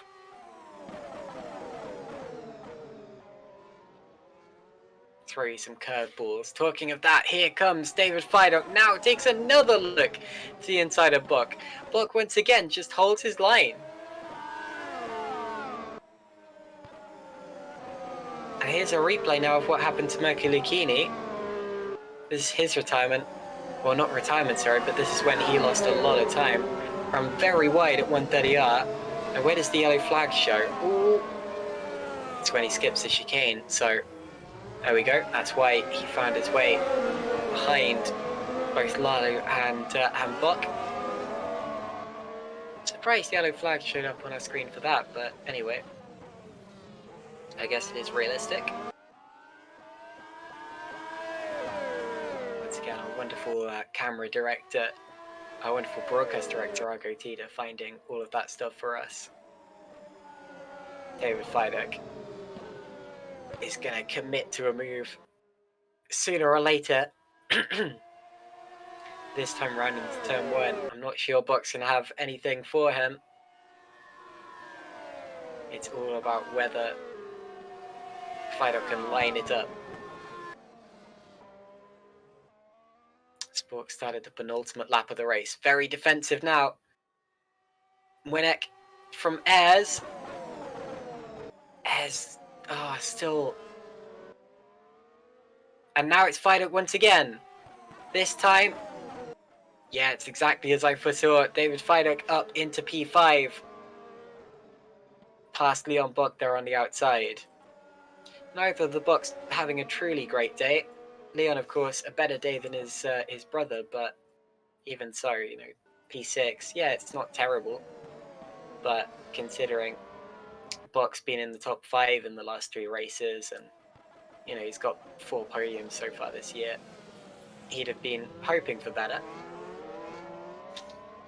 It's easy for me to sit here and criticize when I've never even started a Super League race, but anyway.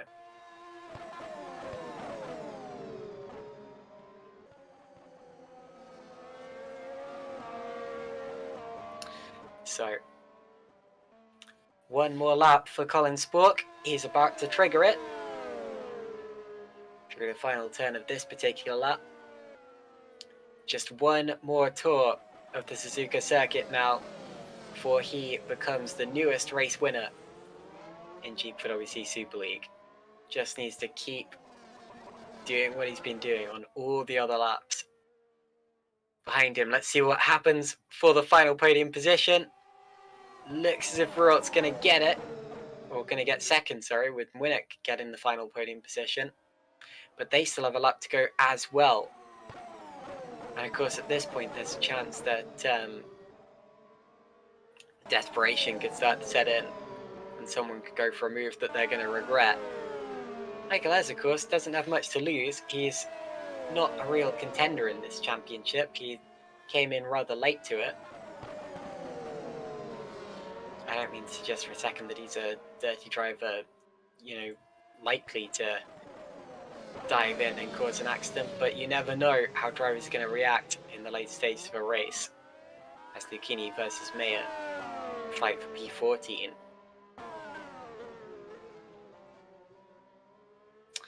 So, oh, he's going for it, like, on the outside.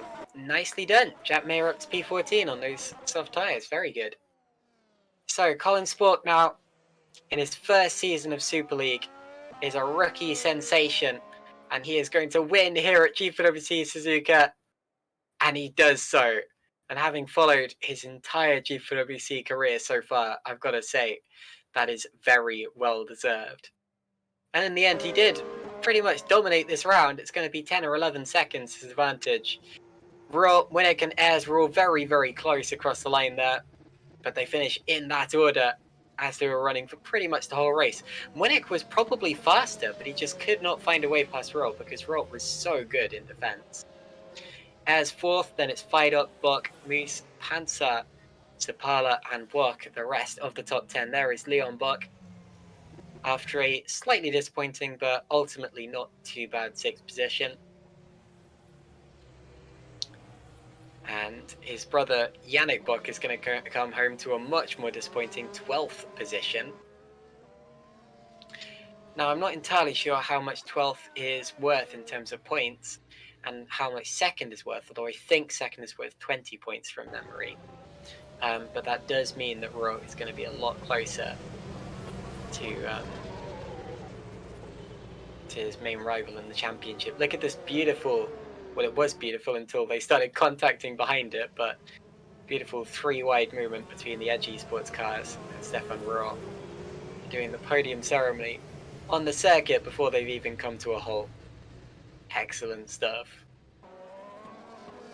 Colin Spork is going to be absolutely elated here, and so he should be.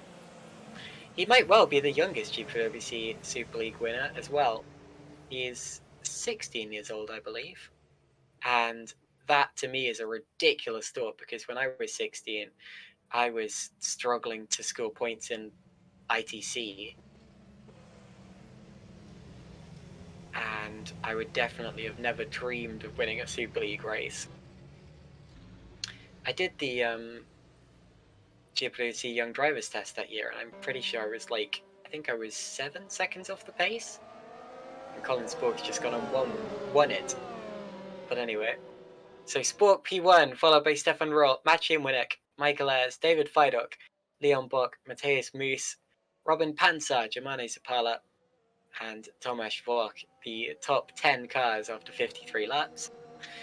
Then Lauren Kiersmakers, Yannick Bock, Jukka-Pekka Lalu, Jack Mayer, and Mirko Lucchini make up the remainder of the point scoring positions. And then outside of the points was Mike Bell. And then the retirements were Tom Parker, Giuseppe Saracino, Isaac Clark, George Whitehouse, and then Jeffrey Fournier, Giuseppe Lino, Riot Kill, Daniel Stepkowski, and Pedro Mora, who didn't start the race. It was a real race of attrition. And in the end, 16 of our 24 starters made the flag. We await now the drivers heading back into the broadcast room to speak to them in interviews, but no one has jumped into that just yet. Of course, a lot of our podium finishers are still out there on the track doing donuts and enjoying themselves in the sun. And I don't blame them whatsoever. It does mean that whoever jumps into the interview room first, it has a very good chance of being dragged in, no matter where they finished or what their race was like. Stefan Rohr, let's drag in Stefan Rohr. Stefan, you there? Hey, yes, I'm here. So, great stuff. P2 in the end, it's another podium for you, and you've gained a lot of points on your main championship rival there. How do you feel about the whole affair? Yeah, it was a really great race. I think we worked well together as a team, and the car was just really great. I couldn't do the pace that Colin did. That guy just was flying today, a true flying Dutchman. But I'm really happy with the result, and of course, scoring so many points extra compared to my main rival is a nice bonus. It seems like you're on the defense all the way through this race.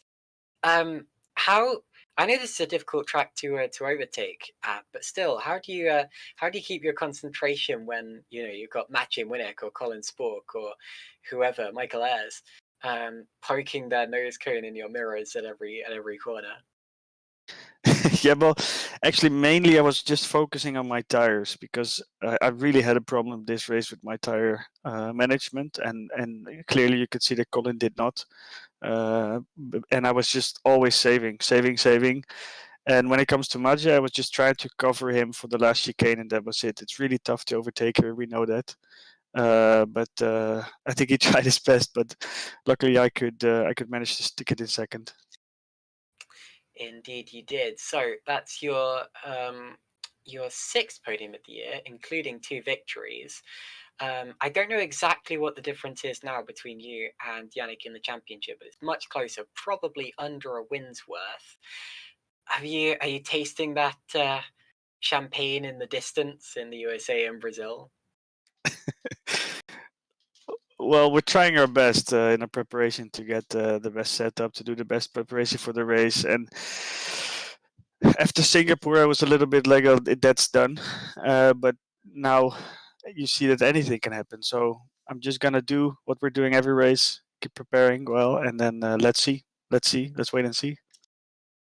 Absolutely. Well, congratulations. And go and enjoy your P2. Thanks a lot, Caitlin. Okie dokie. We'll save the new winner for last. Let's talk next to 3rd place, Maciej Winnick. Maciej, you there? Yeah. Jolly good. So third place, you gave it your all. You were attacking Stefan. You were fending off Michael Ayres at the same time. But ultimately, third place is where you ended up. Are you disappointed that you couldn't do better, or glad that you didn't drop back further, or a bit of both? If it was until end of second stint, I'd say I'm disappointed that I couldn't pass Stefan. But unfortunately, for last stint, I had no force feedback, like at all. Wow. So I'm very happy that I managed to keep it ahead of Michael and behind Stefan. Why do you think that was? Did something break? I guess the base just overheated, which is weird because when I was practicing earlier, I had no issues at all with this track. So I have no idea why that happened. Goodness. Well, I know how difficult it is to drive without force feedback. Do you? So in the latter stages, when you had Stefan directly in front of you and Ayres directly behind you, were you more worried about making up a position or not losing one? I was more worried about not losing position because me and Stefan are on good terms, and I know that he's fighting for championship. So I had that in mind as well, and didn't try to be too aggressive. And yeah, being ahead of Michael was, at least at the end of the race, more important for me. And finally, we're about to speak to your teammate Colin Spork, who just got his first victory in GPWC Super League. What have you got to say about him or to him? Well, his pace was very good this race. If I was ahead of Stefan, I would not match him. So he was a clear winner today, and no one could touch him. I think.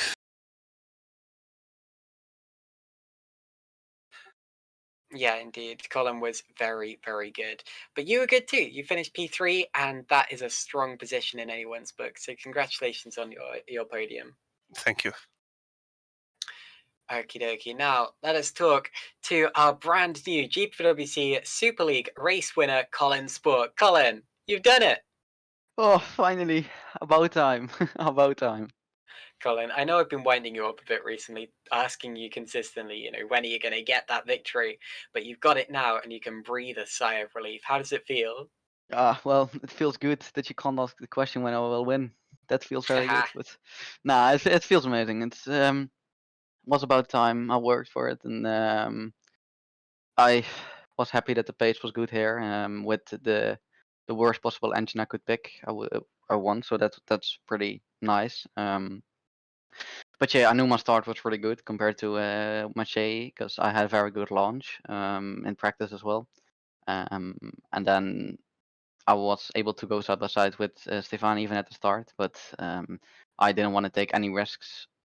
So I just backed down. So because I knew I had good pace, so if I would be able to, if I had the pace against him, I would be able to overtake him later on as well. And so I did. So then I pulled away a bit, created a comfortable gap, saved tires until the end of the race, and then the last lap of the race, I went for fastest lap, and I was sliding all the way through. So not an easy fastest lap, but not an easy final lap and fastest lap, but Oh, worth did you get it. the fastest lap?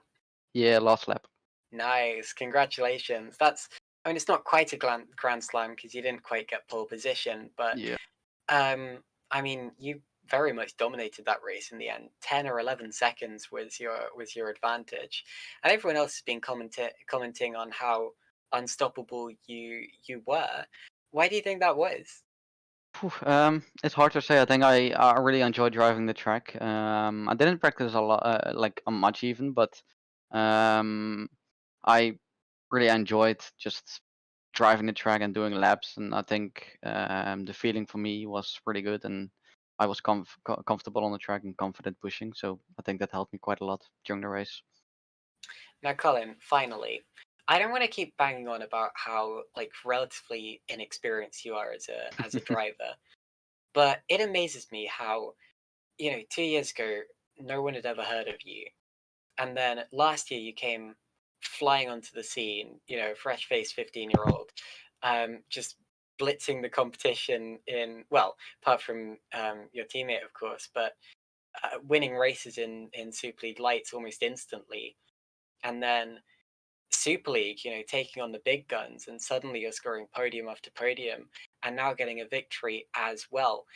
That's one of the fastest rises to power in sim racing that I've ever seen. What's your secret? Well, at least I'm happy to hear that. So thanks for that. But I think just work hard, live for your dreams, and do anything you can to achieve what you want, and never give up. That's the best thing I could tell. And of Wow. course, I can't wouldn't have been able to done this. Wouldn't have been able to done it without the great team behind me. So I want to thank Edge as well, and for all the work they put into me, and all the good things we achieved already. So let's make it a great end of the season as well. That is fantastic. Go and enjoy your victory. I'm your biggest fan. Okay, thank you very much. Thank you. Okie dokie. So that was a brand new GPWC Super League race victor. Okay, last but very much not least, David Fiduk wanted a word. David, how are you? I'm awesome now, thank you. Yeah, you guys? Very much so. Well, we saw that that overtake in the last stages. P5 in the end. Not bad, David. Not bad. I mean, other guys might laugh, but this actually feels like a win at the minute. I've had such bad luck since India. We had a strong start to the season and it's just died off so quick.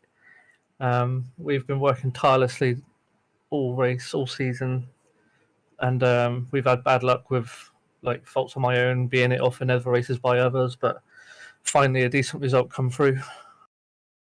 Absolutely, it did, and it came through in quite climactic circumstances as well. It's difficult to overtake here, right?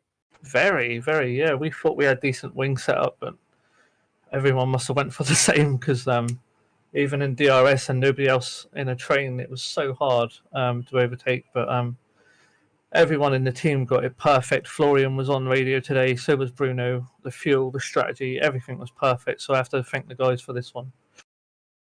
And you're looking forward to Circuit of the Americas next time out? One of my weakest. That and Brazil was one of my weakest. So I'm glad I got the result done here. But yeah, we'll see. I don't know what updates we're going, but we'll just give it our all for a strong end to the season and give momentum for next year. Fair enough. Well, congratulations on your P5 there. As you said, you're going to go celebrate this as if it's a win. Yeah, thanks for dropping by. Thank you very much. Okay, so last but not least, that was David Fiduk, P5 finisher. So there you see the calendar. Join us next time out for Austin, the Circuit of the Americas in the United States, 7th of October. That's 2 weeks from today at the same time, around about 7:30 p.m. if you're in the UK like me, and you can adjust that to whatever time zone you're in. But anyway, and then of course in 2 weeks after that we have the finale. Hopefully it'll be a championship finale. It depends on whether it will come down to that or whether Yannick Buck can wrap up the title next time out. But we shall see. Whatever the case, the next 2 rounds of this championship are going to be exciting ones. That's it from us today here at Suzuka. I've been your commentator, Caitlin Penny. Earlier on we were joined by Ryan Elliott, but sadly Ryan had to drop out. Argo Tida though stuck with us all the way through. He was our broadcast director and streamer, and I couldn't have done it without you, Argo, so thank you very much. And from us here at Super League, we'll see you in 2 weeks, and until then, it's goodbye.